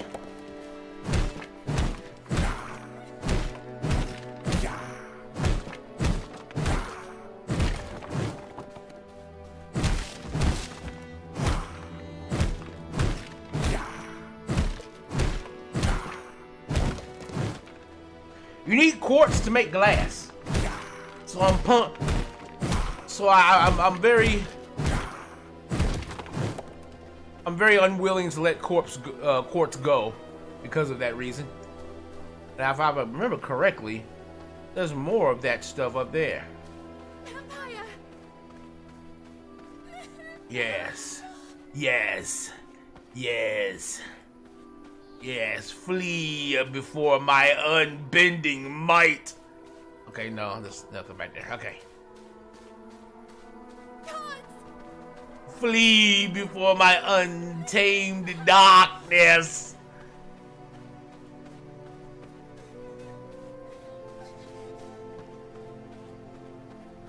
Pray to your god of luminance,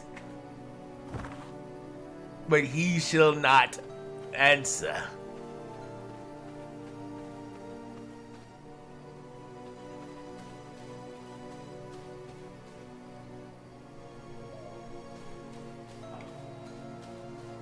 For I am the death.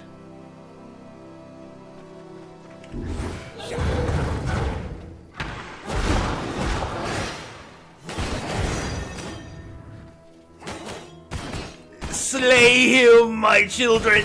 Yes, slay him. Ha ha ha ha ha ha.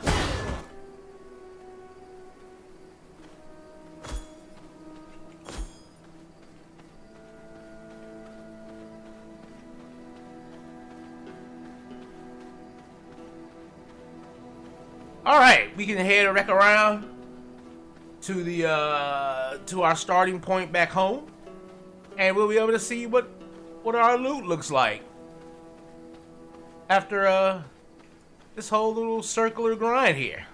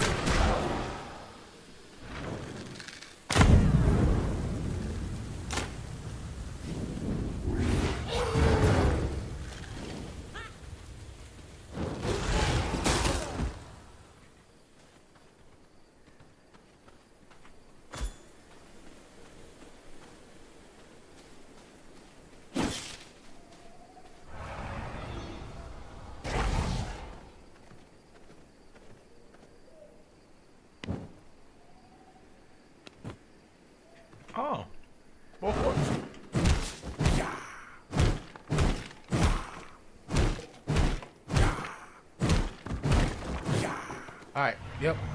That's gonna be it for that. Alright, which way we going? Where are we going? Down. Down and around.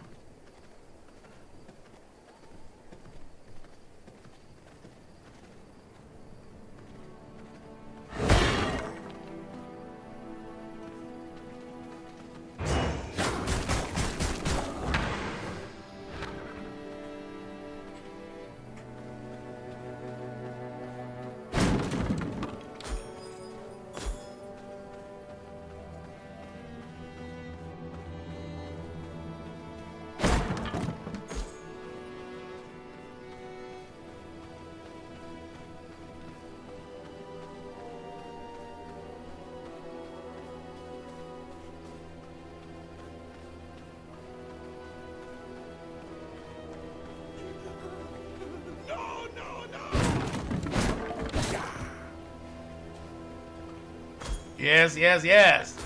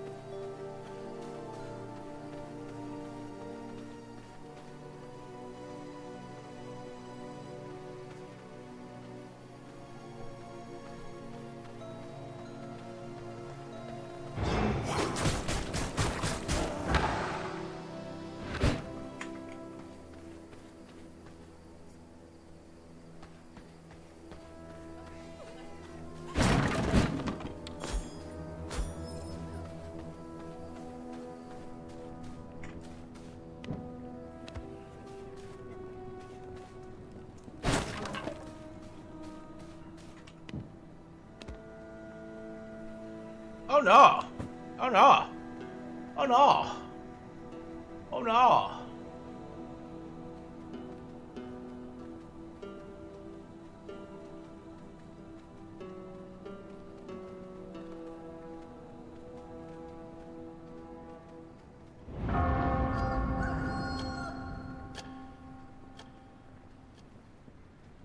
Leave me alone!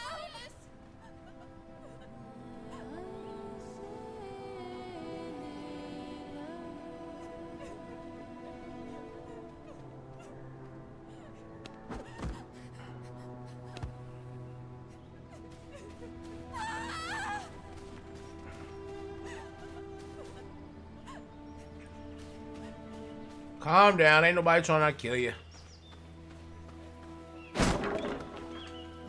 Stop being so dramatic.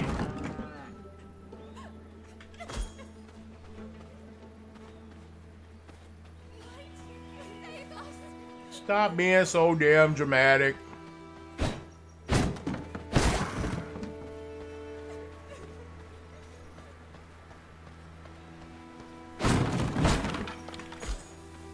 Nobody's trying to murder you.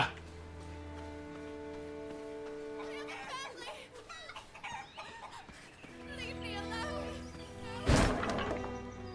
You have a family. I wonder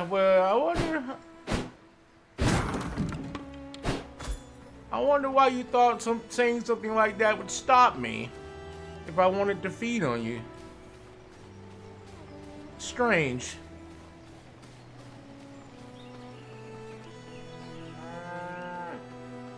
I mean, I guess you want to see them again, but hey, who's to say I'm gonna kill you?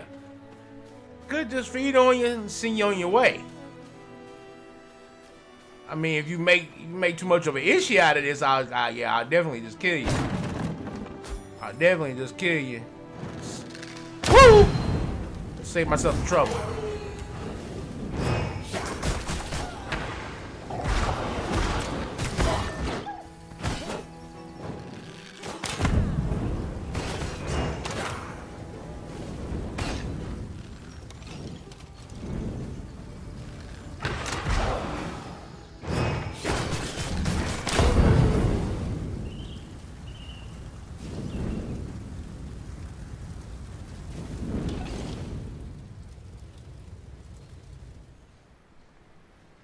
That fire burns for pretty long too.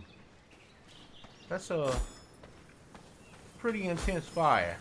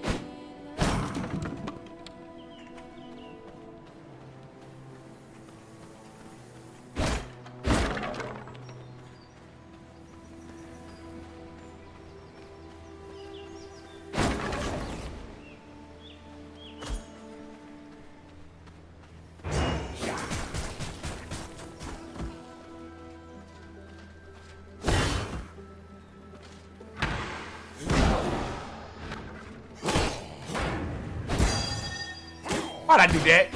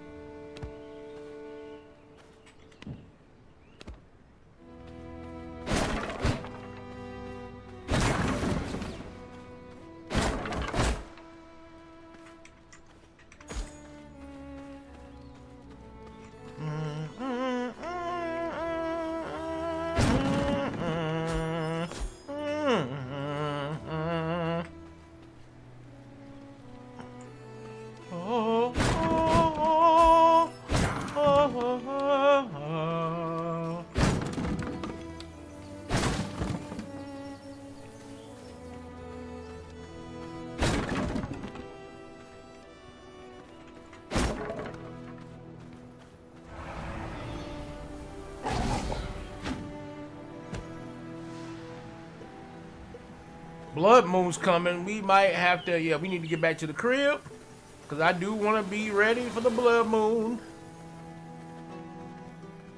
It ain't all this right.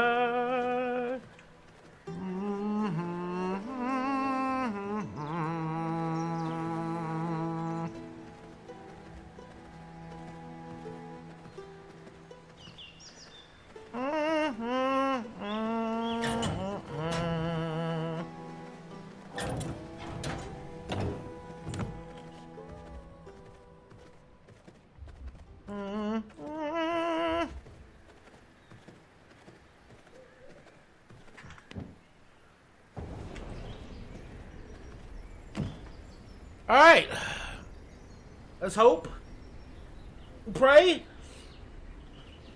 that we get some good stuff.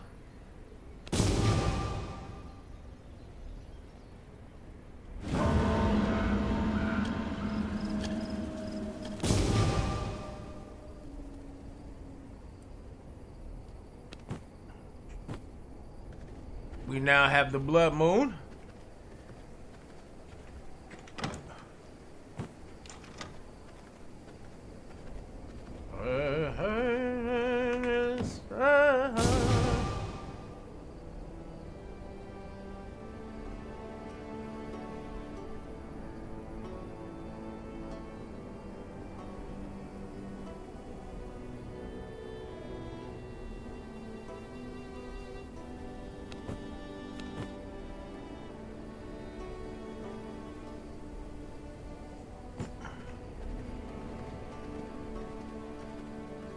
Alright, that was our first foray. Let's go ahead and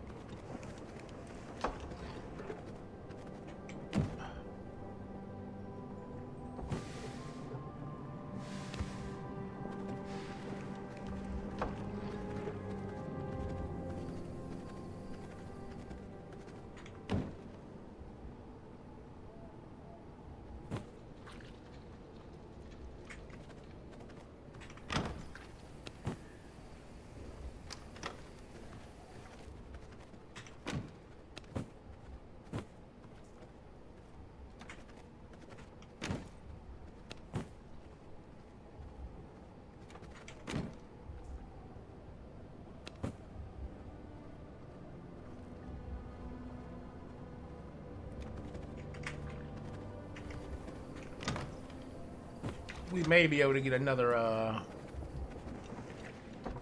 click from that student from that study.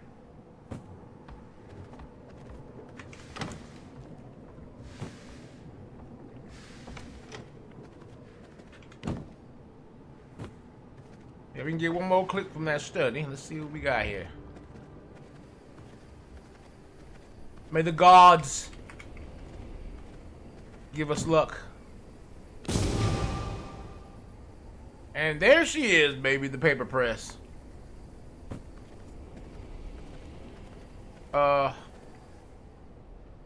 What's needed for it?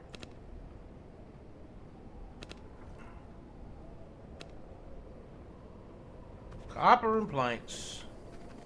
There she is, ladies and gentlemen, the paper press. One of the more notorious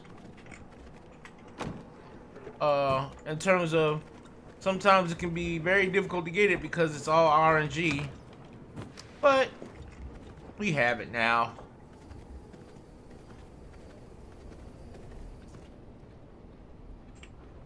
And we can go ahead and throw the paper press into here.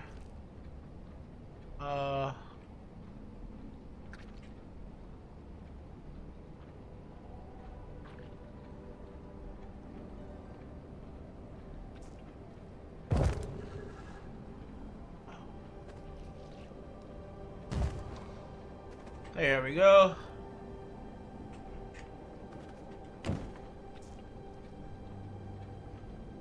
Now we can just make paper by taking the overabundance of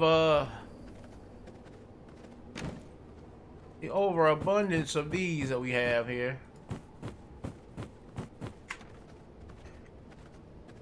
And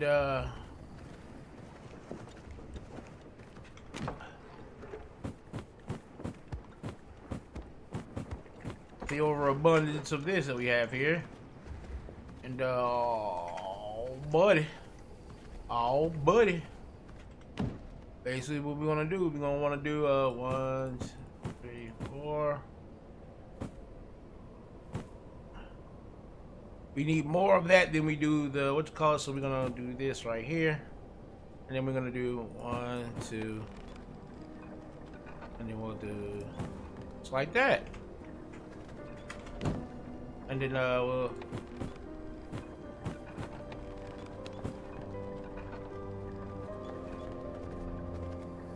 get it churning out paper, baby. So now I have something to do all that damn sawdust.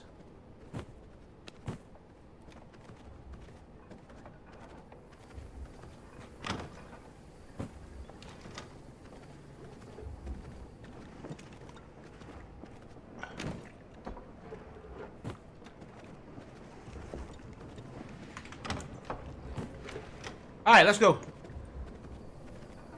Let's try and get what little we can out of this blood moon. Oops.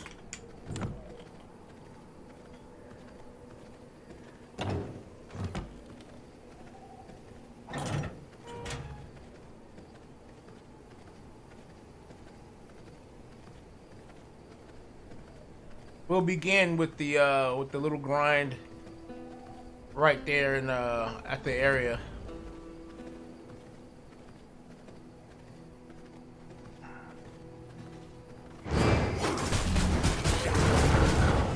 Like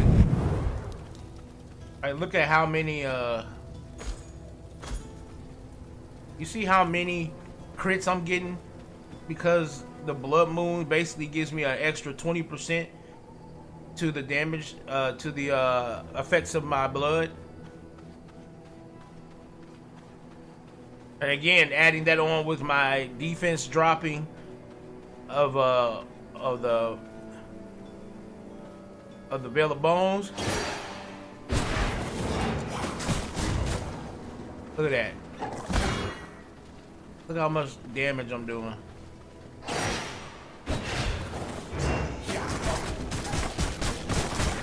That's crazy.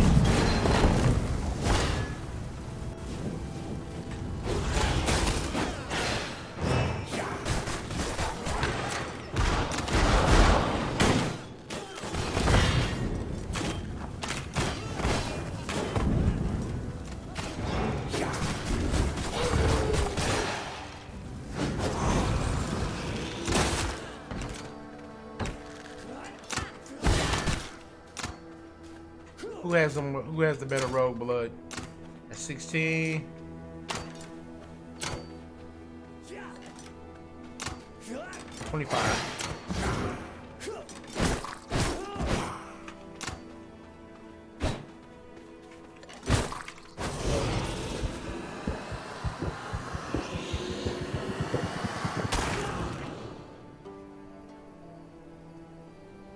Alright. Not the best, but he had the better rogue blood than...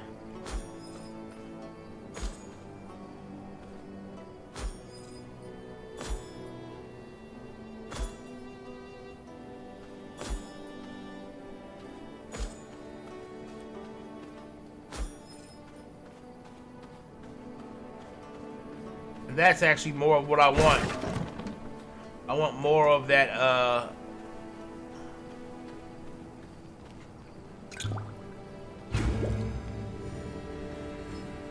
You know what? Let's do it.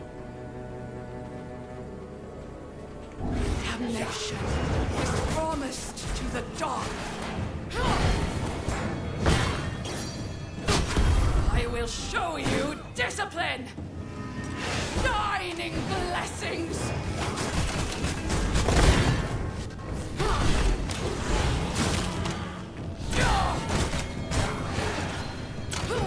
This is my conviction.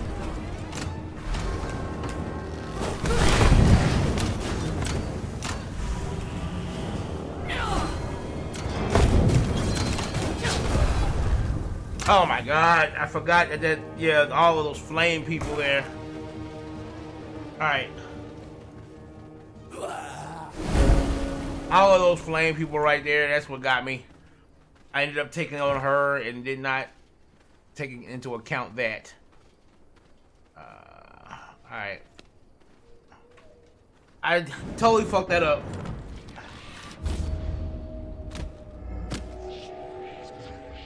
I totally fucked that up. I did not take into account the flame folks. It's all good.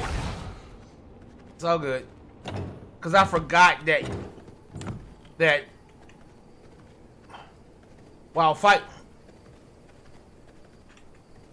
fighting her, like fighting her by herself is easy. It's just once the flame people, cause she heals them and she heals herself. So I need to make sure that she doesn't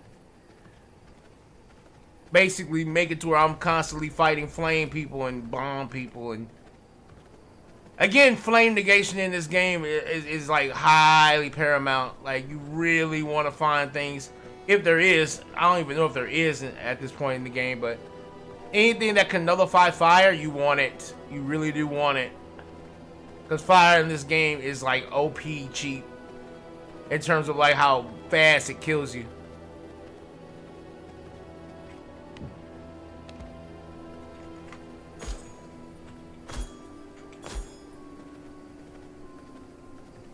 Alright. Hopefully next time around we won't have to worry about flame people getting involved in the fight. Because I did want to go ahead and kill her.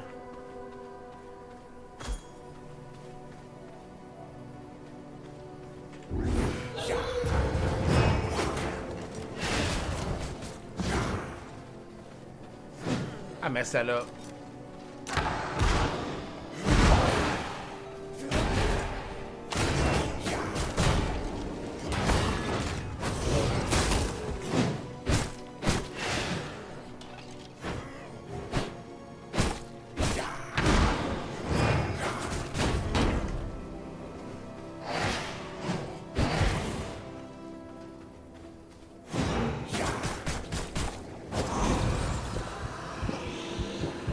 You're gonna have to do for now.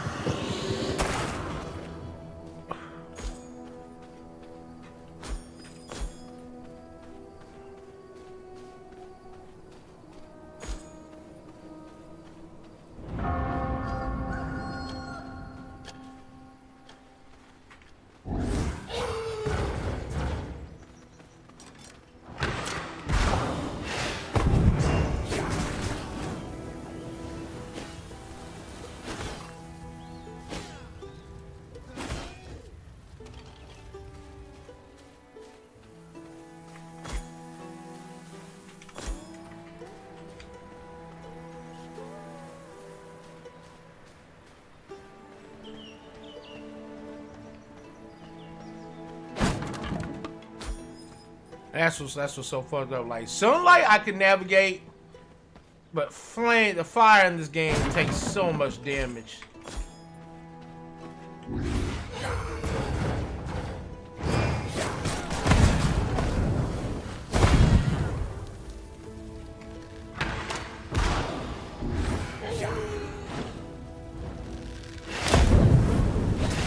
I didn't mean to do that. I meant to do that.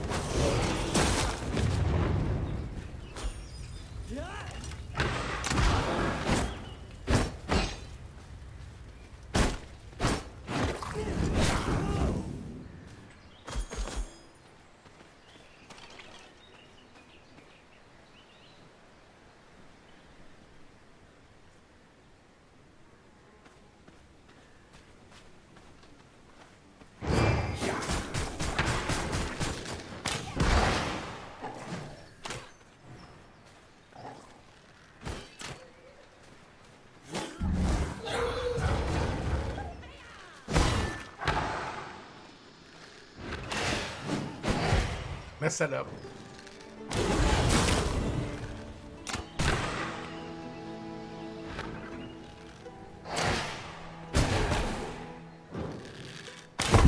God damn it, I didn't have it up in time. Look how much damage that takes. That takes a ridiculous amount of damage.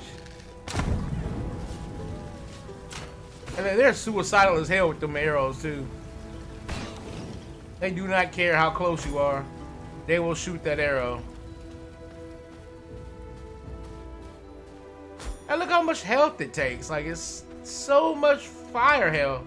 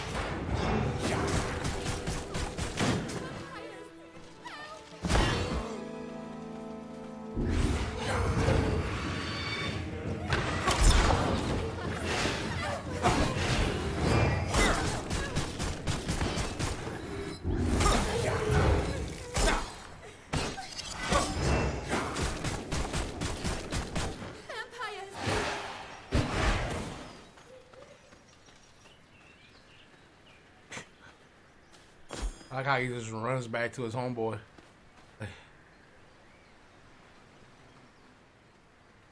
Night's falling, so I'll be a little bit more capable.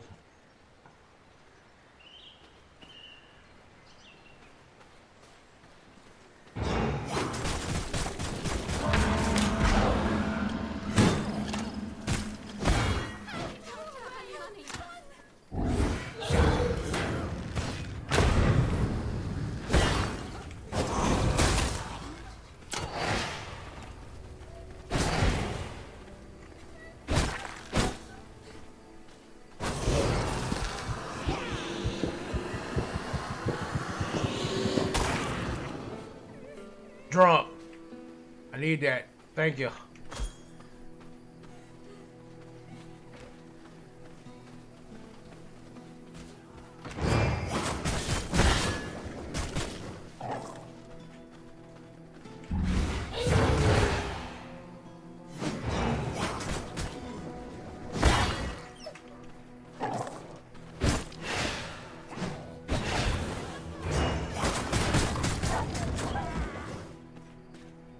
Eat up. Eat up. Ladies, ladies.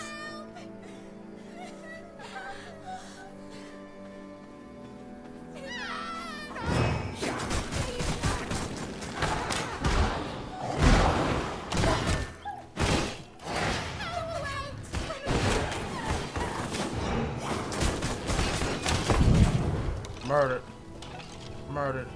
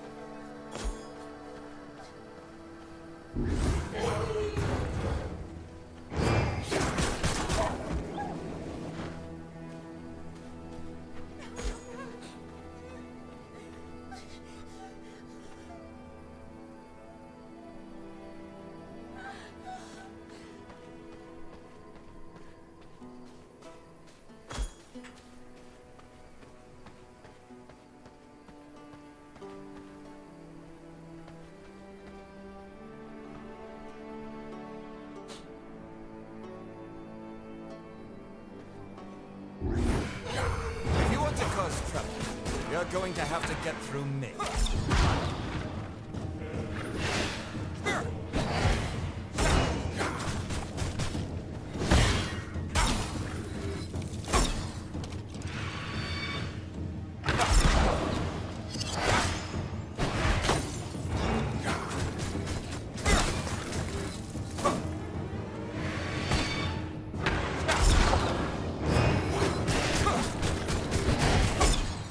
I feel a chill coming out.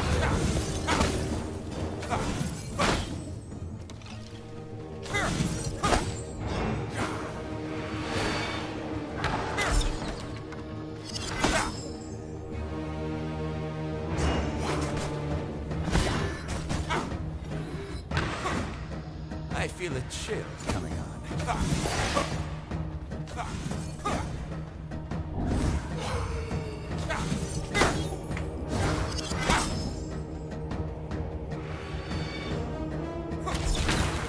Oh, whatever.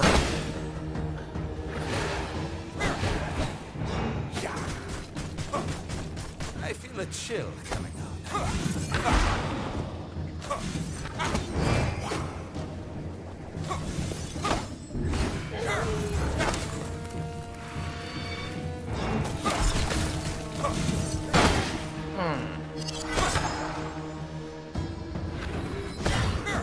Nope. I feel a chill coming on.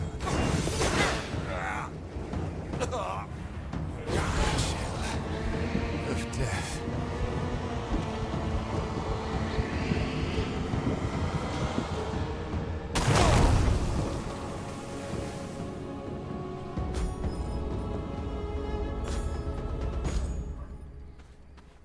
Yes, chill of death. That's usually how boss fights can run when uninterrupted.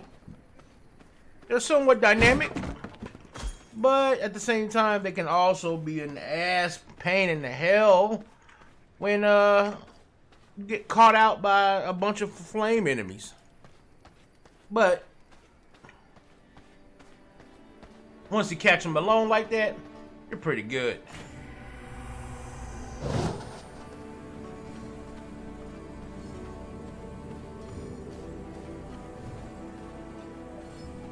Alright, now we've done this area pretty much.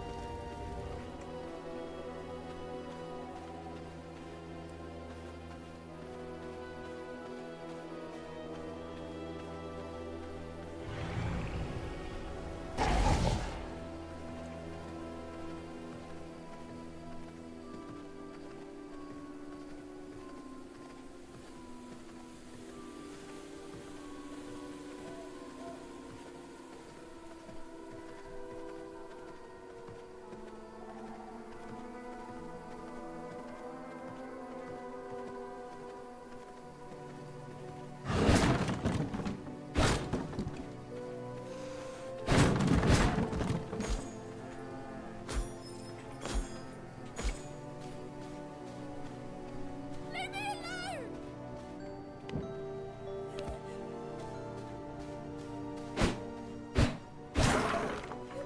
Okay, nothing else in your home?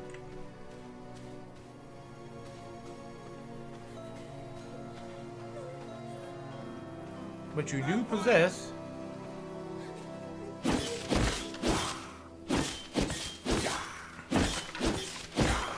sunflowers.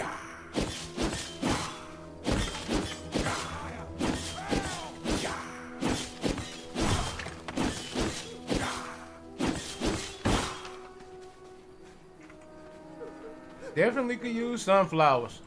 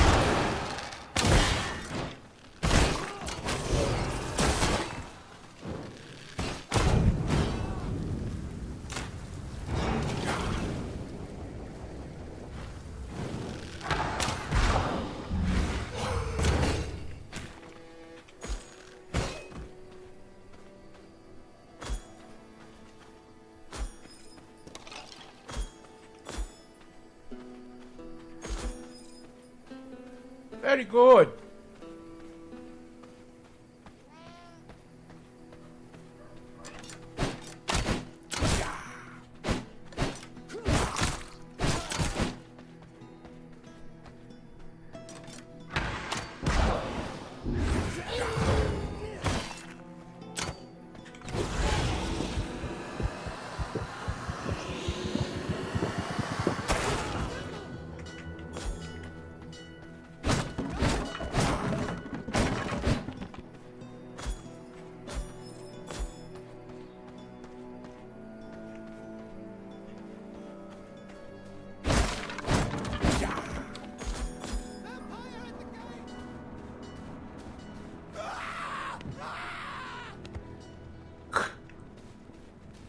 That scream, bro. Scream was. Go away! That was pretty intense. Sound the alarm!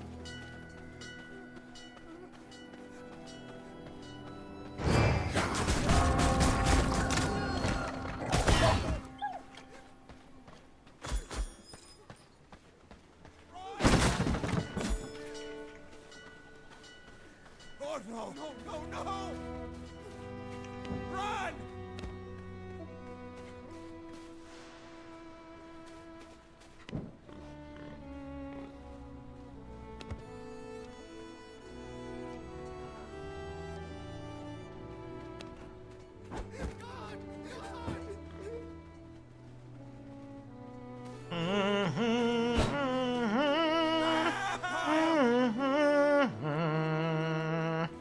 Retreat to your homes!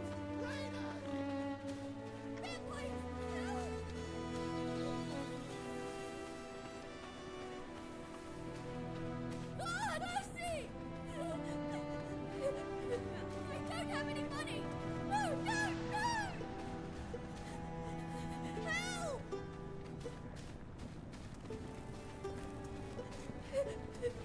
Vampires! Help! Light, save us! Look out!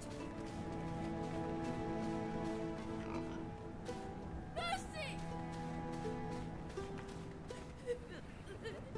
Lord! Look out!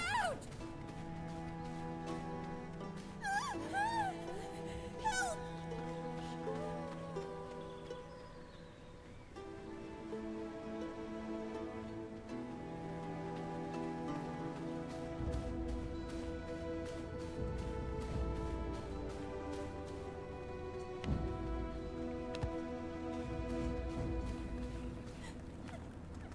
Help! Vampire! Help! Leave me alone!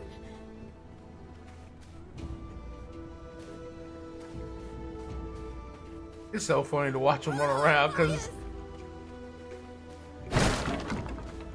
whoever did their voice acting did very well.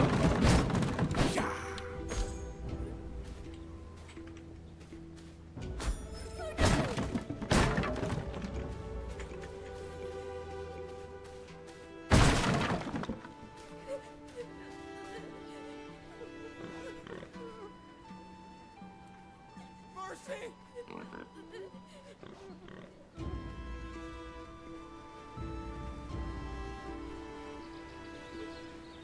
Run away!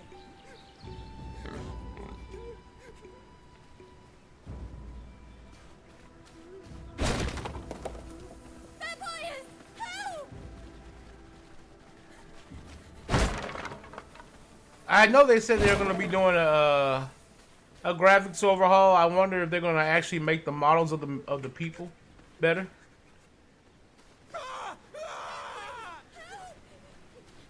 Or if this is their intended you know, art style.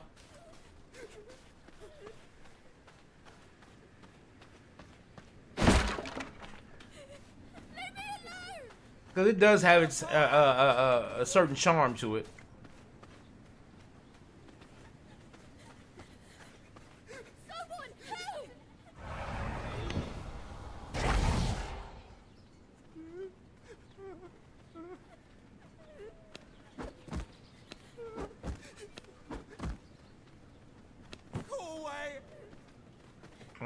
Let's see. Where are we? Okay. Oh, Vincent, it was a what's going on, bro? You still traveling around here, huh?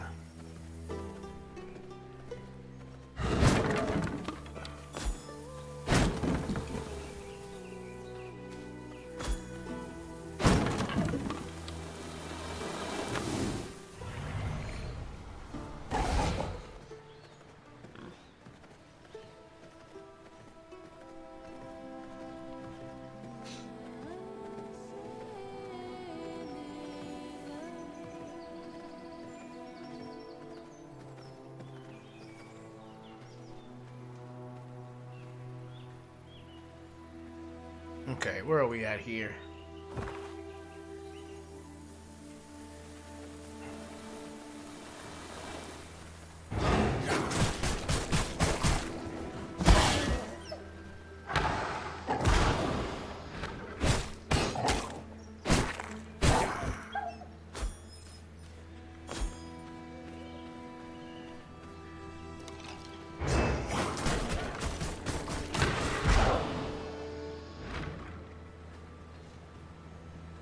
Oh, chase a deer.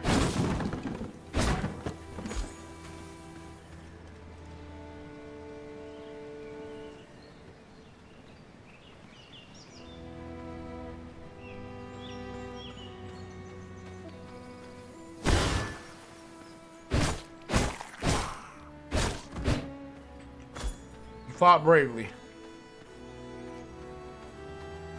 Someone make a note of this man's bravery. Make a note of his bravery.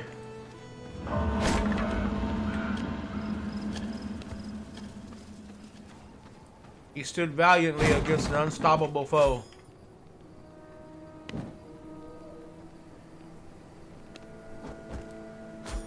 Gotta have the seeds, baby. Gotta have the seeds.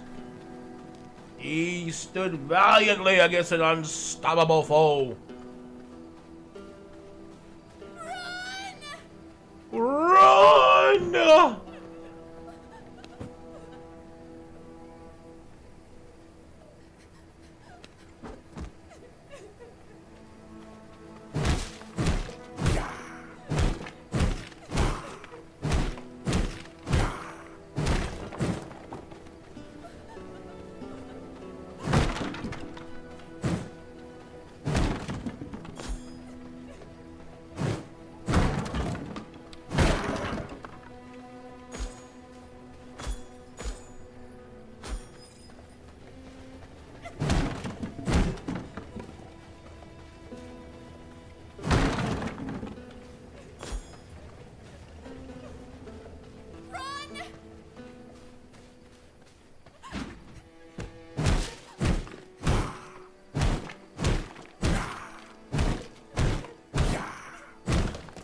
There we go.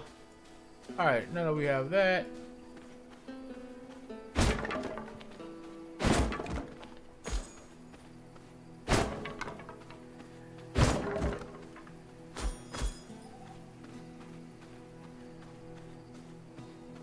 Huh. Okay.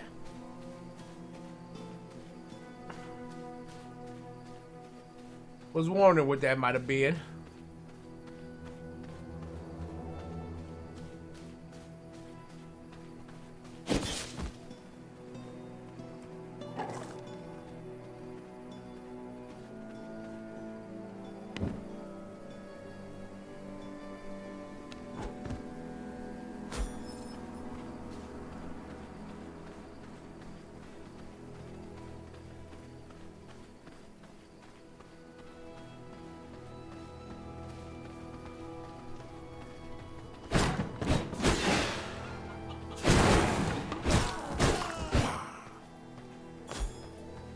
Did you see that?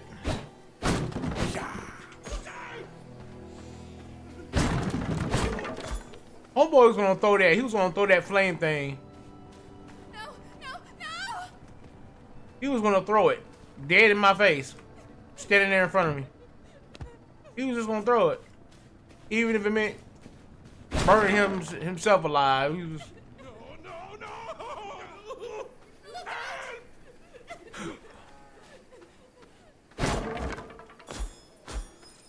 They really do not like you, boy.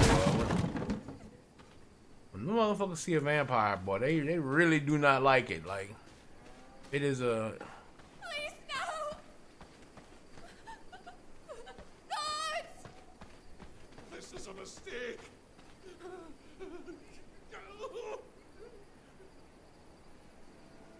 It is truly a nightmare come true for them. Vampires! Help!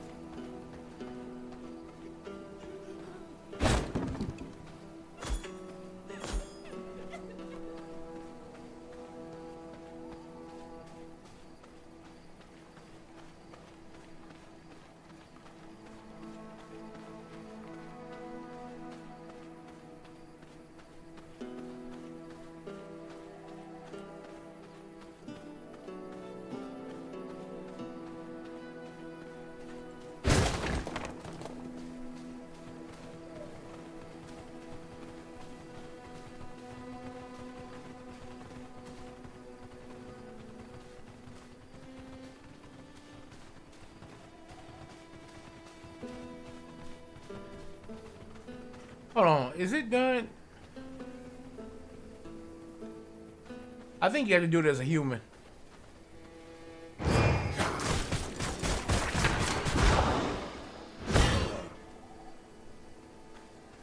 Yeah, come on.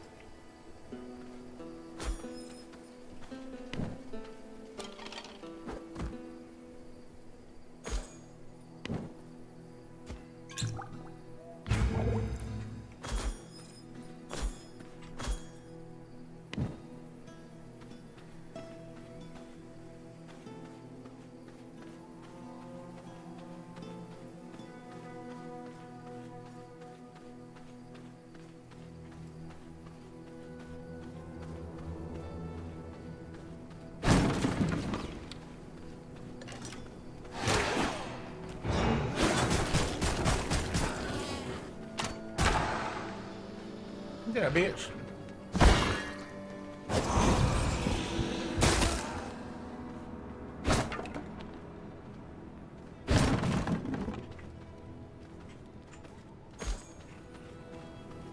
Hello.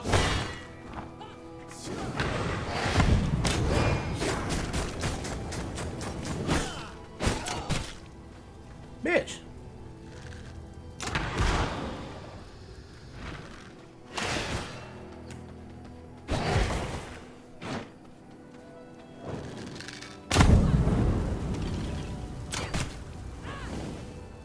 Look at that.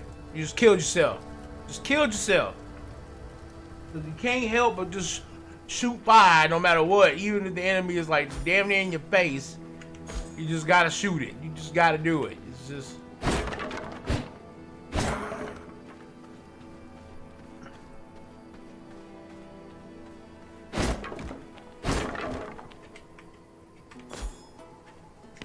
It's just an instinct you can't help but do.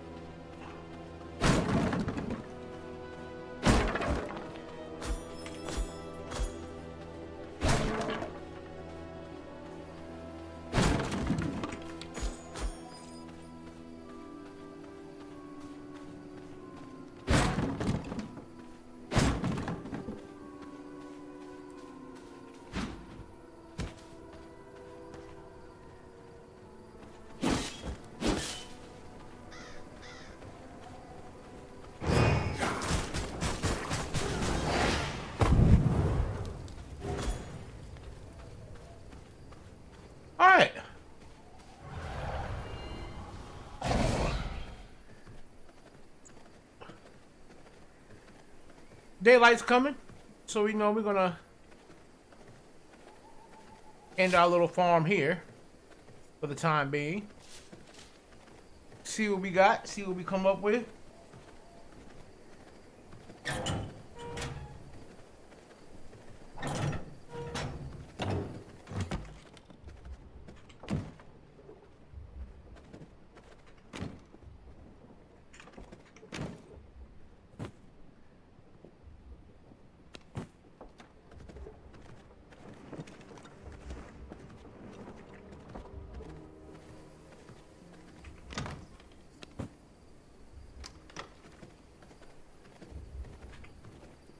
Oh yeah, we do want to make sure though that we have pull that out. Let's go ahead and just grab what we can here. We got the Hollow Fang leggings. That's great. That's great.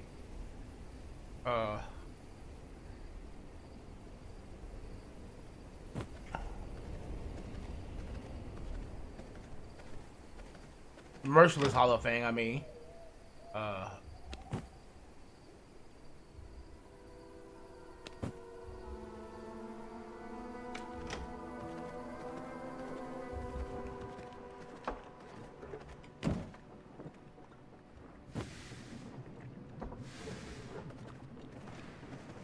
We still got some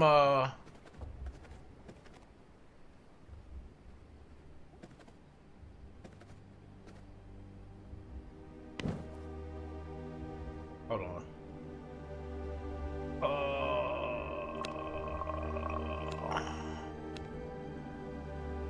Plank and stone brick. Alright. I need to do something real quick before I let this girl out.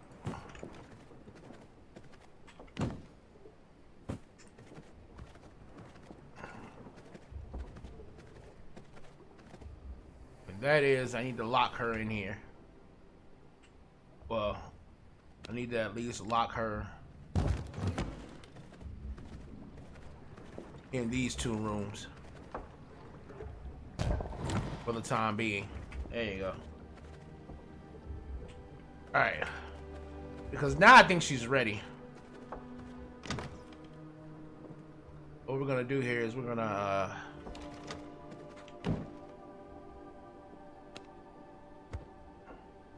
place that back.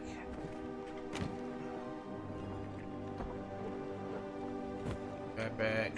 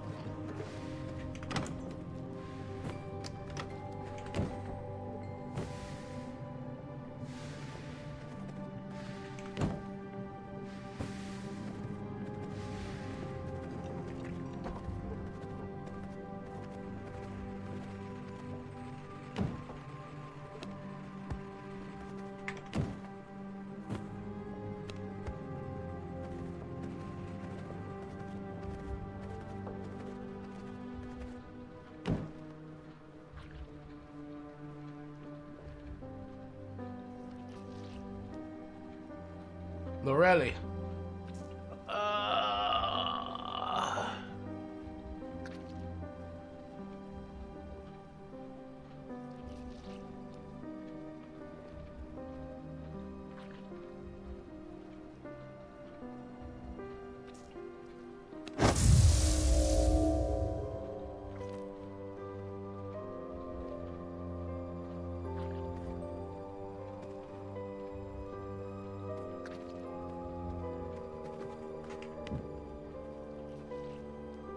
And so now, what is this? Boost the amount of power acquired from equipment.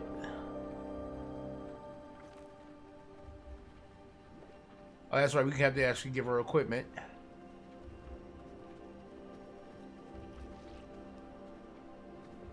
Status is normal condition.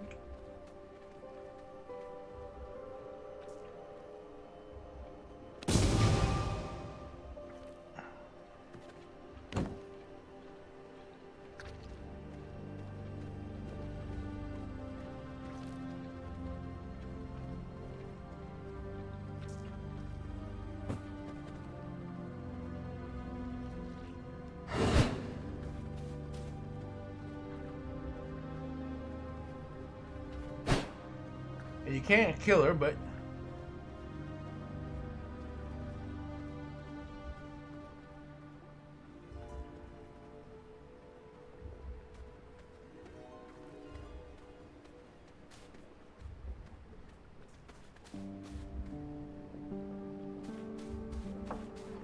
she will now roam about, at least in the areas that are open to her. That's why some of these doors, if you notice the key locks, that basically means that she can't open those doors, because she will open doors and walk through. So we're just gonna keep her from doing that by keeping her from being able to unlock the doors.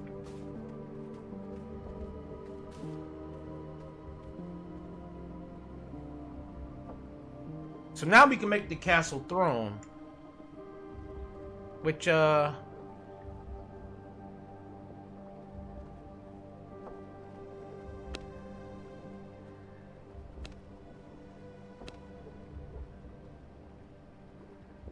stone brick.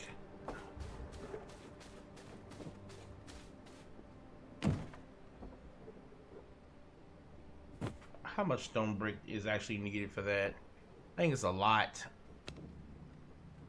Oh no, it's not. 16. Okay. All right. So it's not that bad.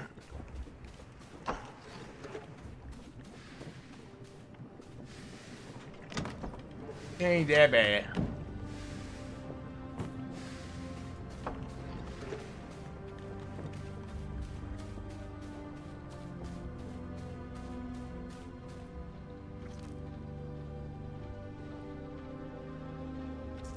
Oh yeah.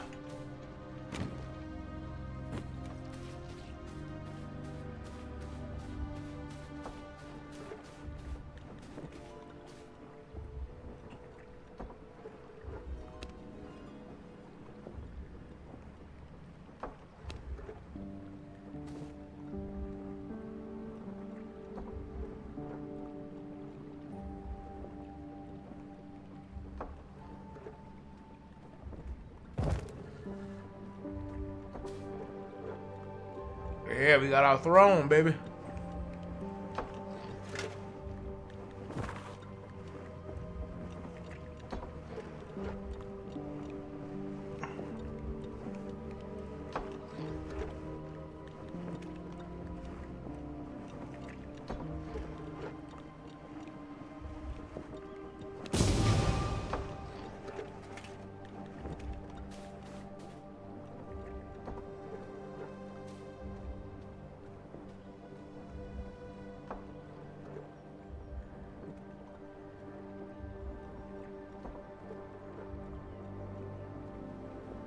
And then of course we can see what is that? The Eye of Twilight.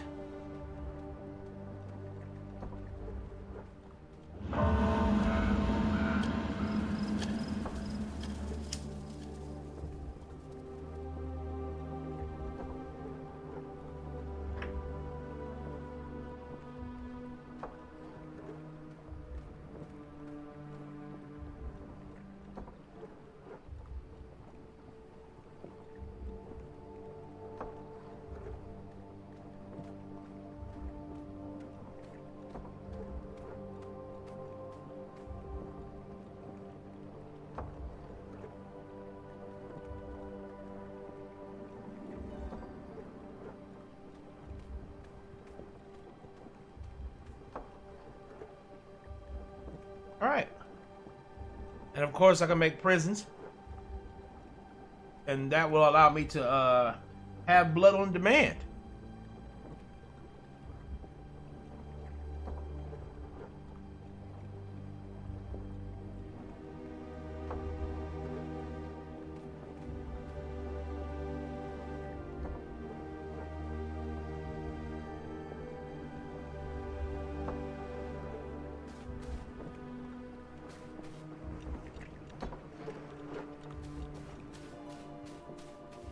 And so now, you basically just have the,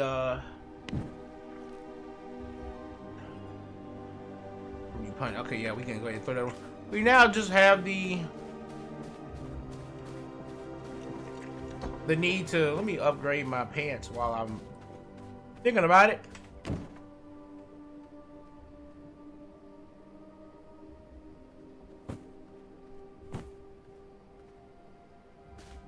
I mean, well,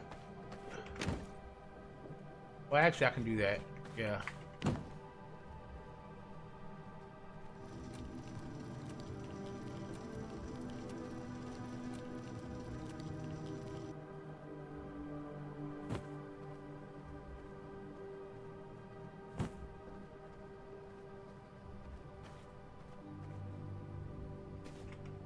Now we just need to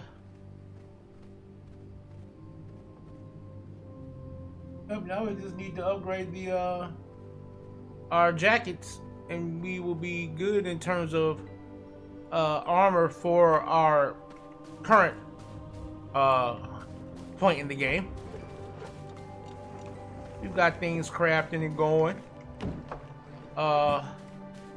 In fact, our paper press might have enough paper now for us to actually make some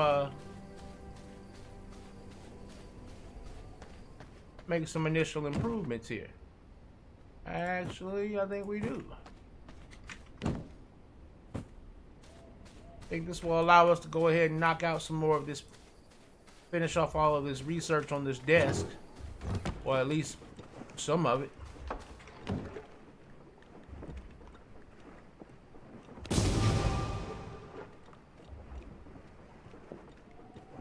Forge floors, baby. Yes.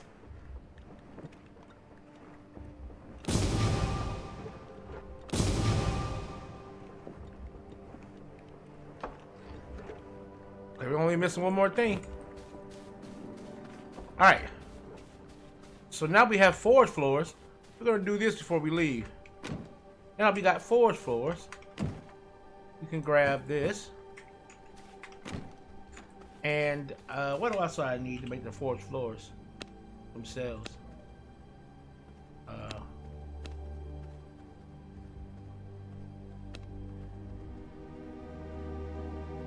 Copper.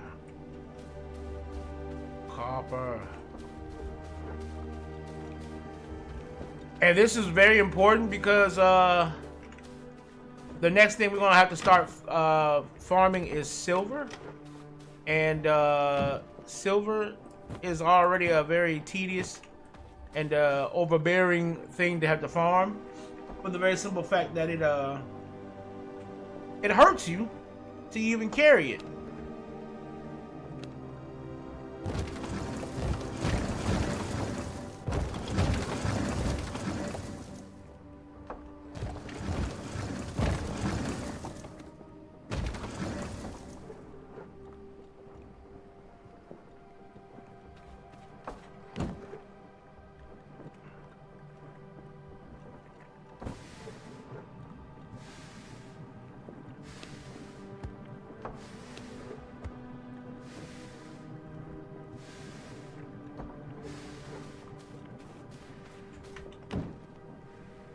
But now at forge floors, we now have all the buffs we need for our forge area. We're good on that.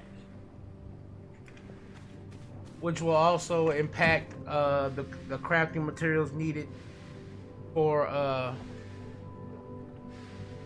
our merciless stuff. I do need to make the sword.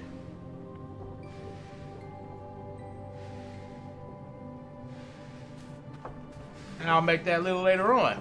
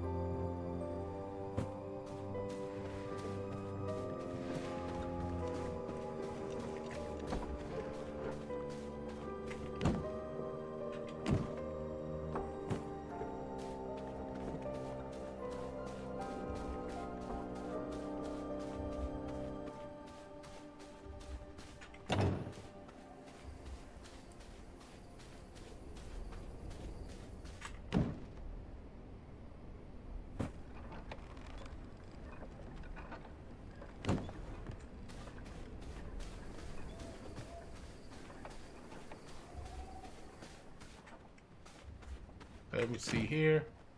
Oh, we got, oh yeah, storage of the paper and our scrolls.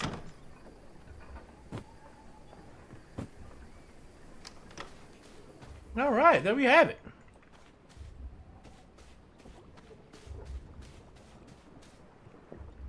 We have successfully gotten ourselves a little bit stronger. Shown off a little bit of how the builds works. Again, once once the new update comes in May, we'll be able to actually craft 30 craft more builds, and of course I'll be able to dig deeper into this necromancer build I've got here, and we'll be able to hopefully get more cosmetics for our castle building and stuff like that. I actually look forward to making some new craftable abilities. I mean, craftable stuff for the home. Again, it's for what you already have right now in early access. It's pretty dope. It's pretty dope. And the next time we stream, hopefully it'll be me and Snake together streaming, and we can show you guys some of the bigger top-notch bosses that are in the game. Like there are some more top-notch bosses that are like fun. I know I have on the channel. There's a couple of videos that I did a while back that showed a lot of the bosses that I did in like succession. But like hopefully we can get to the end game bosses, because I showed the beginner bosses and then some of the mid game bosses. But I want to try and get to the end game of this game now before May, so that we can kind of show off what the game has now, and so that when May comes around and we've got more stuff, we can kind of look at that and be like, okay, let's see exactly how much more the game has progressed in terms of its development. Again, guys, thanks for watching. Nice little stream here. I know it's Monday, so people gotta go to bed, get ready for work. Me included. Amon-Rellik the God Slayer, Amon-Rellik Gaming. We are out of here, people.